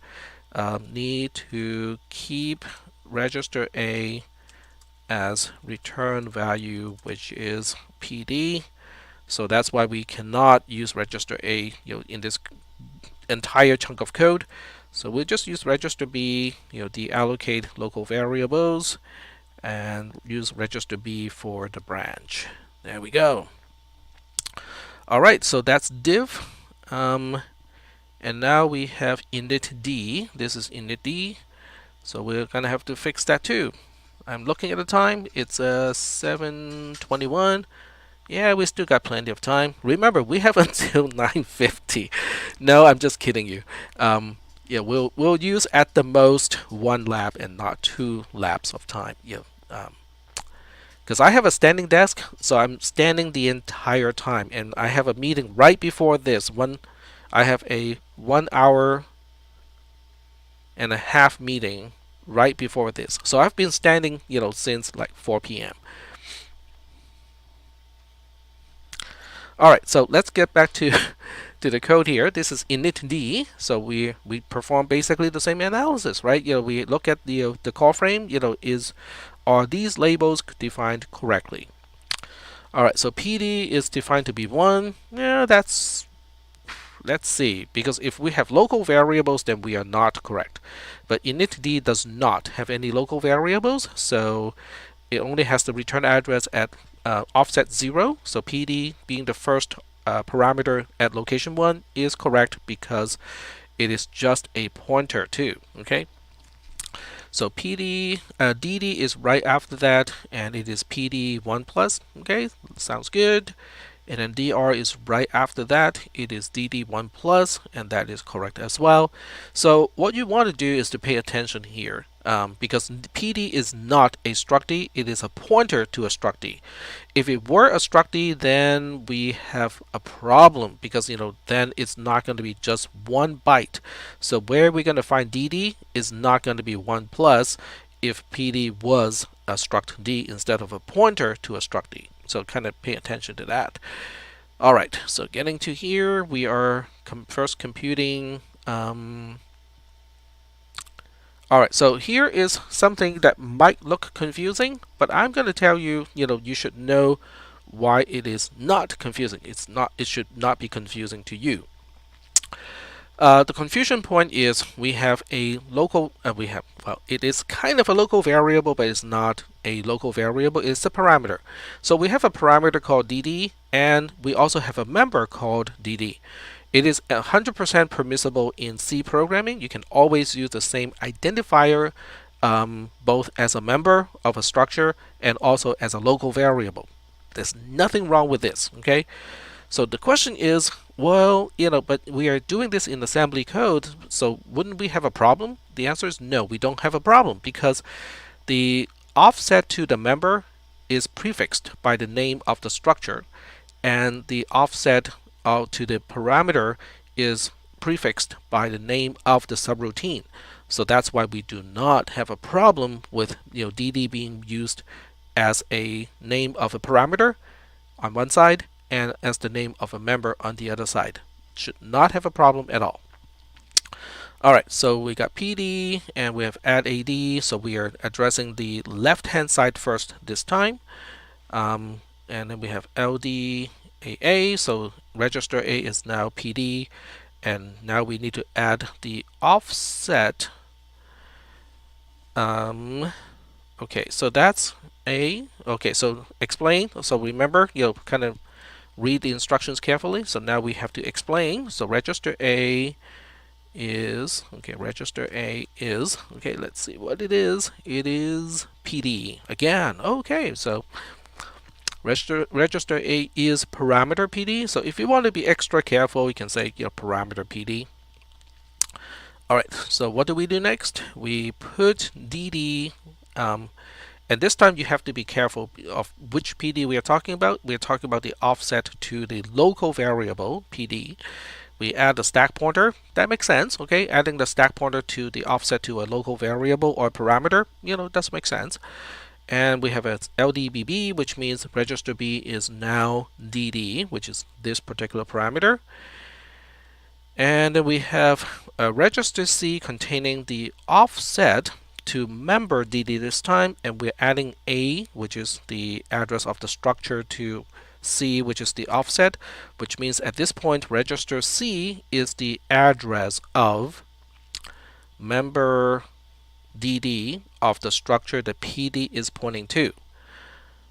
And then what do? Absolutely nothing. Huh. Okay, that doesn't seem right because we're supposed to store something. Where's the ST instruction? When there's an assignment, we should be seeing something like an ST instruction. In fact, we should be seeing an ST instruction because the ST instruction is the only instruction that can store something to a RAM location. So we're definitely missing an ST here. Okay, but what is it supposed to look like? We know it's an ST. So the question is, what is it supposed to look like? So register C, this is why it is important for you to comment, which register has what, and specify that what in C constructs, as you do the commenting. Because if you had done that, you would have known that register C is the address of member DD of the structure that PD is pointing to. So that means, sounds pretty reasonable to dereference an address, right? What about the other register? What about register B? Well, if you have been keeping track of the value in the register B has the value of DD as a parameter, which is just an unsigned 8-bit in register. An unsigned 8-bit value, and it doesn't make sense, at least not in this case, to dereference an unsigned 8-bit integer. So SDCB seems correct. So Mark has it right. So we need to store the value right hand side to the left hand side. Okay, to the left hand side. There we go. All right, moving right along. Now we have the next statement. So you can kind of see why the sprinkling of the C code is helpful, because it gives you the context of what the assembly code is trying to do. Just kind of imagine without that would be kind of hard, because now you really have to read the C code on the side and do the mapping yourself, and that would take extra time. Alright, so here we have dr init d underscore dr, which is the parameter offset to the parameter dr. We add a stack pointer to it. Okay, that sounds right. And now we dereference it to get to the value of dr. Okay, looks good so far. We have the offset of dr as a member. We now add register A to, which is register A has not changed. Okay, ever since we get register A here, there's nothing here that is changing register A, nor did we call a subroutine, because when you call a subroutine, register A can be changed too. So register A still has PD in it. So we are adding the address of a structure to the offset to a member. So now we know that register C has the address of member dr of the structure that PD is pointing to, and register B has the value of parameter dr in it. So this seems right to me. And now we have LDBD. Okay, so LD increment D, JMPB. Yeah, I have to check these bytes too, because sometimes I trick I trick myself and go like, well, I'm gonna use some alternative sequence, or use the wrong sequence, or missing the entire sequence at all. So this looks right to me. But we are forgetting one thing, didn't we? We are supposed to be returning PD. Alright, so the question now is, should we add some code here to do this, or just kind of leave it as is? Because remember, if you add code when it's not supposed to be added, that counts against you. Because that tells me that you're not tracking the value in the variables. So the question now is, what are we going to do about this return PD thing here? Are we supposed to do something about this, or we don't have to do something about this? In other words, what is in register A now? Do we have to put PD into register A at this point? The answer is no. Philip is correct. We don't have to do a single thing because register A still has PD in it at this point of time. So we don't need to do anything, and this is already the right return value for the subroutine. So we are almost there. We are now getting into main. Okay, so main is also in the assembly code. In the C code. So here's the C code of main. We have one single local variable, which is a D object, which is of struct D type.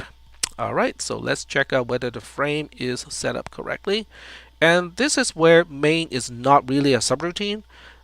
So there's no return address. So if there's no return address, finding the object at where the stack pointer points to once the call frame is set up correctly seems to be right.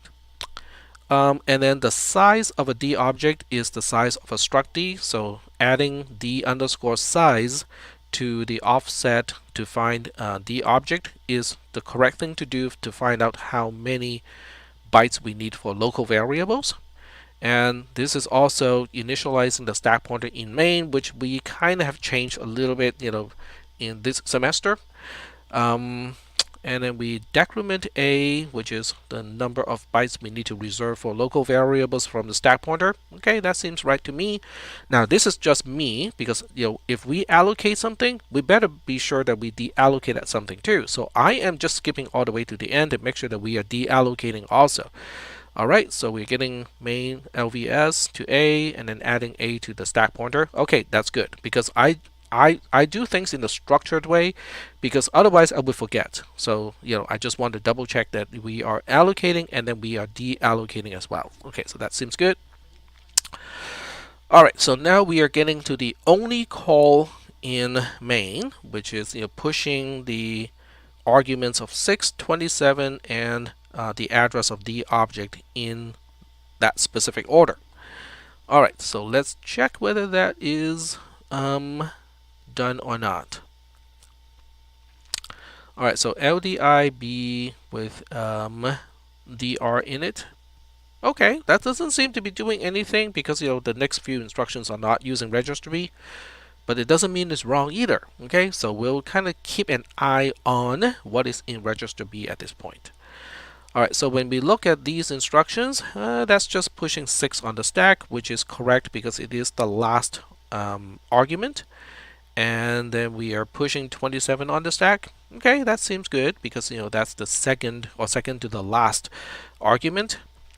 And now we are supposed to be pushing the address of object on the stack.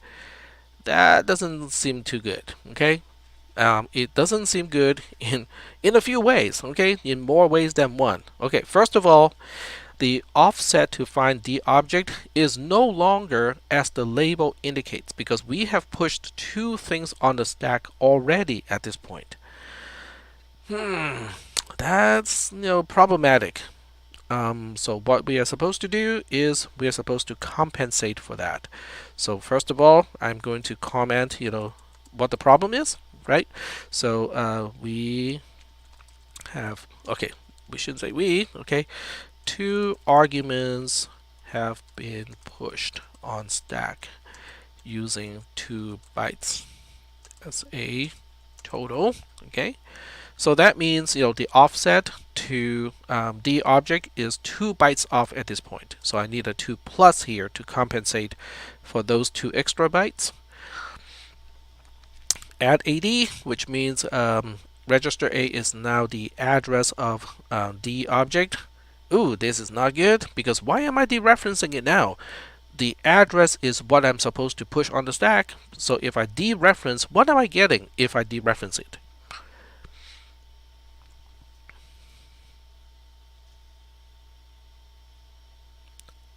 So if I dereference register A as the instruction tells us to do, what ends up in register A and being pushed on the stack?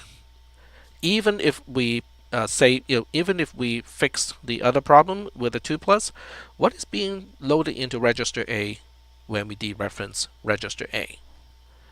We're getting the first byte of register A, we're getting the first byte of where register A is pointing to, which means we're getting the first byte of D object here.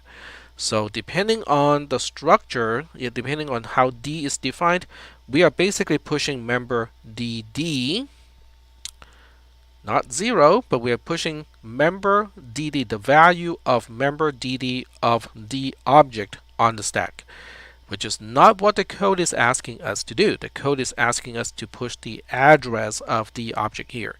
So we're going to have to fix this. Okay, so to fix this one, we comment out the original code and say we are, okay, I keep saying we are, but in the exam, it's not supposed to be collaborative, right? So if I see someone saying we are supposed to do blah blah blah, I go like, who is we? Oh, it's just me and my alter ego. I go like, okay, well, I can see that. All right, so getting back to here, supposed to push the address of the obj, not the first byte of the structure. Okay, there we go. So now I can comment out this line and say, okay, now we got the problem fixed. Okay, so we got that pushed, and then we decrement again, and we push this time the return address. So we have seen this already, why it is changed from 1.6 plus to a 0.5 plus. Okay, so that is correct. We JMPI to init D, and then when we get back, we have 3 increment Ds. Okay, so the first 2 increments are getting rid of the arguments. The third increment is to get rid of that extra thing that we, wait, hold on a second here. Did I push that on the stack? Nope, it is not pushed on the stack. So I think we have one too many increment Ds here. So we'll just say comment out this one and just say that only 2 bytes used by arguments on the stack. So that extra increment D, it shouldn't be there. Alright, so what are we supposed to do now? We are now done with calling initD, which means initD is at this point of time, by the time we get to the decrement D, initD, register A has the return value of initD, which in return becomes the argument to diff. Okay, so diff is supposed to get the return value of initD as its argument. So we are pushing register A on the stack. That is the right thing to do because register A now has the return value of initD, which in return is being used as an argument to diff. So this is a nested function call. We have one function call providing the value to the argument of another function call. And somebody may say, but Tack, you never showed us this kind of code. Well, it kind of goes without saying. Okay, I have told you guys that register A contains the return value after a function call. Yep, we talked about that. We talked about how arguments are supposed to be pushed on the stack in a reverse order. Yes, we talked about that. Well, add those two things together, plug them in, and you get this code. So it is not about me showing you every single way that things can connect. Think about Legos. Once you know how the Lego blocks connect, certain things can rotate, certain things will change the orientation and so on. It is up to you to decide when to use which block and connect it to which other block in what way. So that is something that you need to kind of think about. Alright, so getting back here, we have the return value push on the stack, and then now we push the return address on the stack. So remember, there are 2 returns. Okay, in C and C++, you only get the return value, but when we look at things from the assembly language perspective, we have to differentiate what is a return value versus what is a return address. The first thing that we push on the stack is the is the return value of init d, which then becomes the argument of div. The second thing that we are pushing on the stack is the return address of div. Okay, so we push that on the stack, and this time .6 plus is correct because we are putting decrement d after the LDIA instruction.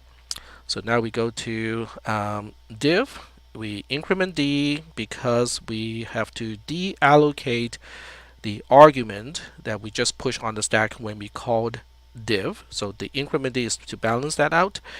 And now we have the usual stuff, which is deallocating the local variables, which we checked already. So this part is all done. All right, so that's it. You have the solution already, so you can double check to make sure that I did all the correct corrections. Because you can you can basically go through this solution. I think I gave you guys the solution, didn't I? Okay, let me show you what the solution looks like. But I think I did give you guys the solution. Where's my drive?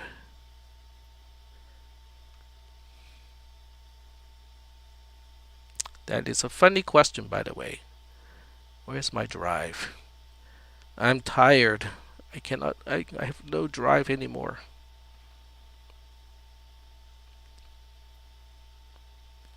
Obviously, you guys are tired too. Oh, that's the wrong semester. It's for this semester. This is the right semester.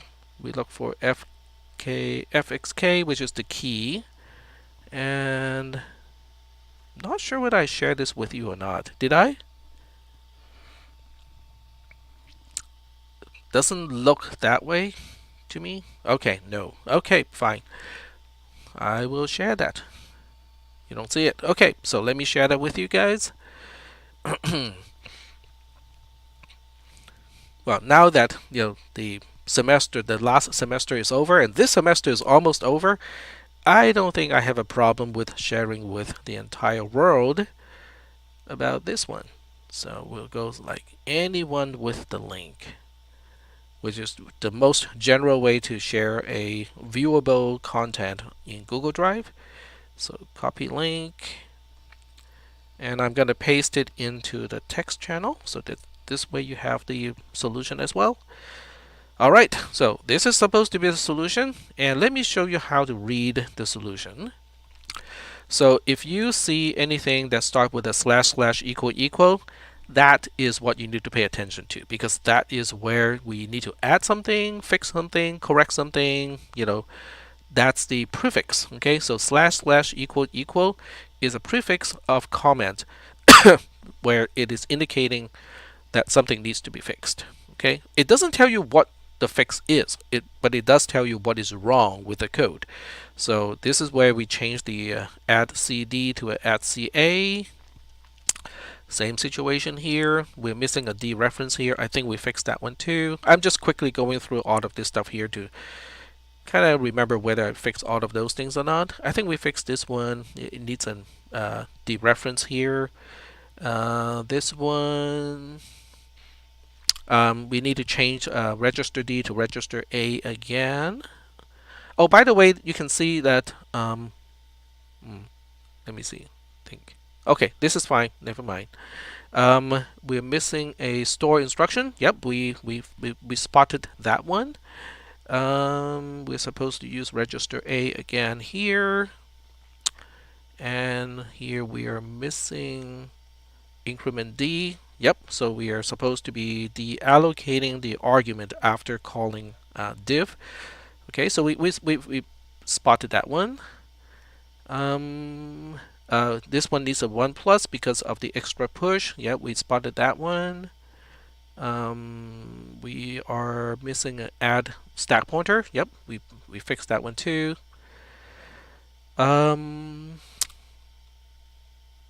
Right, so we are supposed to use register B or register C instead of register A. We fixed that one. Let's see. Right here, we're missing a store. I think we fixed that one. That one is pretty obvious. And now we're back to main. And main has a problem here, missing the 2+. Yep, we fixed that one.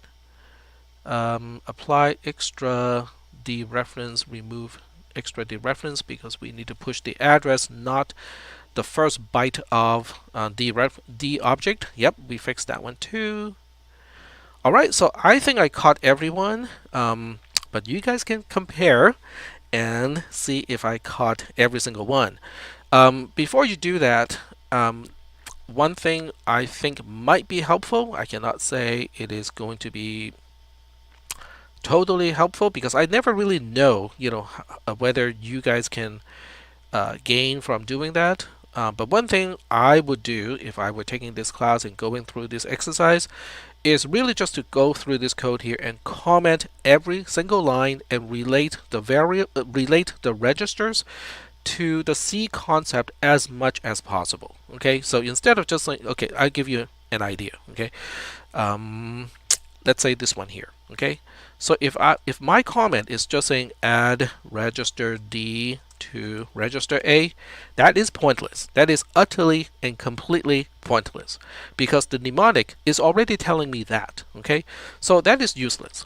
So instead of doing this, I would say add stack pointer to offset to local variable. This time to local var the obj. So register A becomes the address of the obj or something like that. Okay, you don't have to spend as many words to do this, but the point is you want to relate what is in a register as much as possible to the C concept corresponding to what is in register A. So the address of the object here is as far as you can go to connect what is in register A to the C program itself. Okay, so I would do that. Okay, because that's really what this portion of the class is about. Okay, so I'm pretty much done, here, unless you guys have, extra questions and whatnot. Looks like there are 3 increment D instead of 2 in main. I think, let me see, what is the time right now? Did I miss that one? Oh, the 3 increment here versus the 2. Okay, did I? Let's see, there are 3 decrement Ds. Okay, I might have so this is my mistake because there are indeed 3 arguments. I thought there were only 2. Okay, so tech is wrong here. Okay, so I messed up once. Okay. It is not a bug here because I thought the subroutine only uses up 2 bytes, but it actually uses up 3 bytes because there were 3 arguments. Yep, that was my bad. That was my bad. All right, so Philip caught it. Okay, good job, good job. All right, but I think missing one, bug would still get me an A in this case, because you need 87.5% to get an A, for a specific, assessment, and there are enough bugs here where missing one is not gonna sink you, not even close to sinking you. You just have to do the count of how many bugs there are in this program, and you just have to do the counting yourself and go like, okay, if I miss one, how is that going to impact my grade? All right, so any other questions? I know it is late. I know we overshot the lecture, but since we have no lab, by an hour.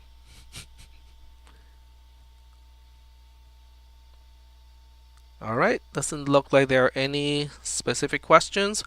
All right, so I am going to check the Discord server from time to time. Okay, remember the communication policy is, I will get back to you in 24 hours, which doesn't mean that I'm going to look at a time of a post and go like, okay, what is 24 hours from this time? And I'm going to push it all the way to 24 hours later. No, I'm not going to do that. Okay.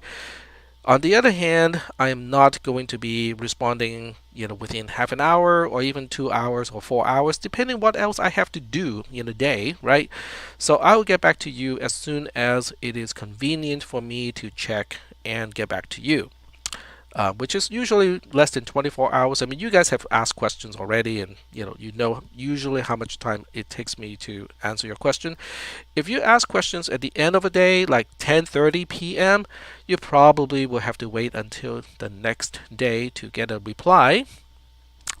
On the other hand, if you're in the middle of a day, typically maybe a few hours at the most.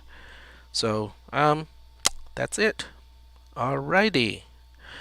Alright, so I hope this is a useful exercise. And once again, just listening to me fixing my own problems and answering my own questions, even though I really have no memory of this particular exam, because my short-term memory is really really short.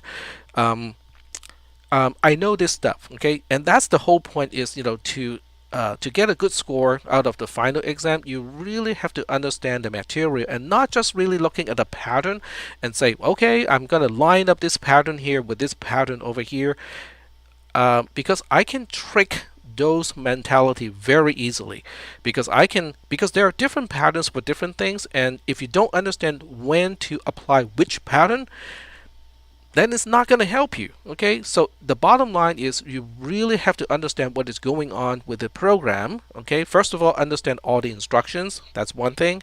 To understand the agreement between the caller and the function being called, how the stack is involved in the process, what is the special role of register A as a return value, who is responsible to push what on the stack, who is responsible to pop or deallocate what on the stack, what those labels are about. Okay, the labels about for the parameters and local variables versus the labels for members of a structure.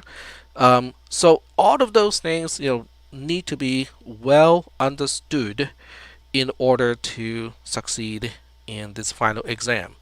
Now, am I going to give you guys a diagram, with some logic gates and ask you, okay, if I, turn this one from 0 to 1 and turn that one from 1 back to 0, what's going to happen? No, that's the second exam, okay, But in this exam, you still need to understand the flags, okay, because conditional branches, J, blah, I, those are all dependent on the flags. So you got to understand what is which flag, what is each flag, what does it do when it becomes a 1, when it becomes a 0, what does it mean when it is a 0, what does it mean when it is a 1, how does that relate to signed versus unsigned.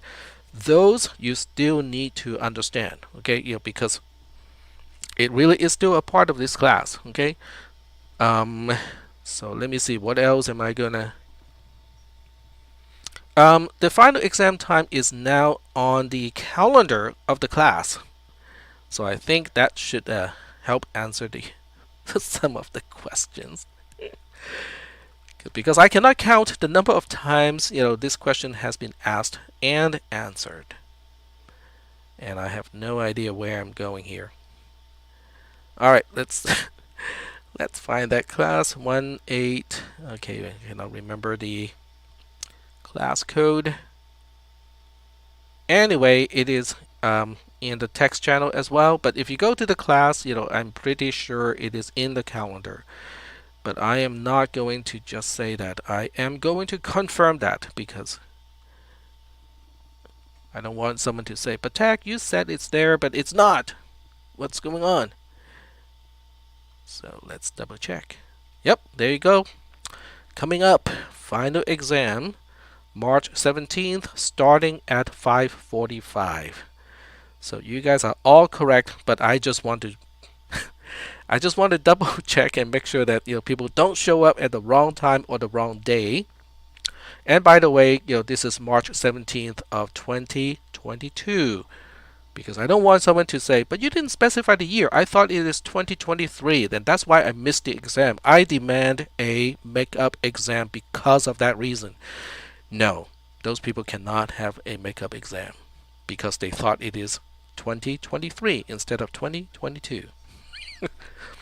Oh, I can be the worst student ever in my own class or in somebody else's class. That is correct. today is the last lecture, and that's why I kind of have to push all of this stuff out, because I don't want you guys to go to the final exam without knowing what I just went over in today's lecture. Yep, so there's no class this Thursday. Basically, tomorrow is the last day of instruction, and we don't have class tomorrow because this class is a Tuesday, Thursday class. So as far as we are concerned, the lectures are now done. And what is missing is next Tuesday we have our final exam, starting at 5:45 p.m. and ending at 7:45 p.m. because it's a 2-hour exam, except for those people with an exemption from the SPS. All right, so any other questions before I walk off and actually sit down? Because remember, I've been standing since 4 p.m. and it's almost 8 p.m. now, so I've been standing 4 hours straight.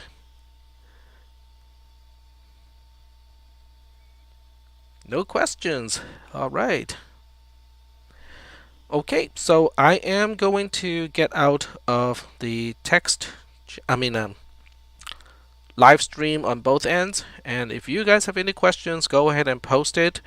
I'll try to get back to you as soon as I can, but I'm gonna have to sit down first. All right, so Mandeep still has a question. Oh, thank you. Okay, you're welcome. All right, cool. All right, so the assignments will be graded. Okay, so whatever you turn in will be graded, and now it gets a little bit easier because I have River Spider. So River Spider is basically a tool that I made for myself. Because if I'm grading, I mean there are 50 of you guys, and if I have to go through the manual process of doing everything, it's going to take a long time to grade everything. So River Spider was basically a tool that I made for myself, and then I go like, well, why not share it with everybody else? I mean, if you guys want to learn how to use it, it's kind of on you because it wasn't really a tool intended for the class. And that's also why I started to talk about using the command line in Linux since week 1. So there's a reason why I did that. All right, cool. I'm gonna get out of live stream on both sides, and if you do have any questions, go ahead and post it or DM me, and I'll probably continue to respond to questions until the usual end time of the class, which is 9:50, because that's kind of what you guys are used to. And then after that, I think I need to sleep. Today has been a long day. All right. I'll see you guys later, and just kind of study, and remember, studying for this class is not just memorizing stuff. Okay, you gotta understand the concepts behind everything, and starting to comment those programs that we have been talking about, since the second exam is going to be helpful. So there you go. All right. See you guys, and have a nice weekend. I know it's weird because it's only Tuesday, but have a nice weekend. I'll see you on next Tuesday. The format of the final exam is going to be about the same. I will share a document with you with all with the question shortly before 5:45 p.m. on the 17th. So it's going to be the same way of distributing the questions to you. It's going to be the same, collecting your answer. So shortly after 7:45 for most of you, the share will be gone, and then I'll be doing the grading. And it's going to take a while to grade, even with all the tools that I have developed over time. It's going to take a while to grade. I mean, you guys can see the nature of the question, of the final exam. If I follow this format, it's not going to be quick, but I will do my best. Alrighty, have a nice weekend, and I'll see you next week.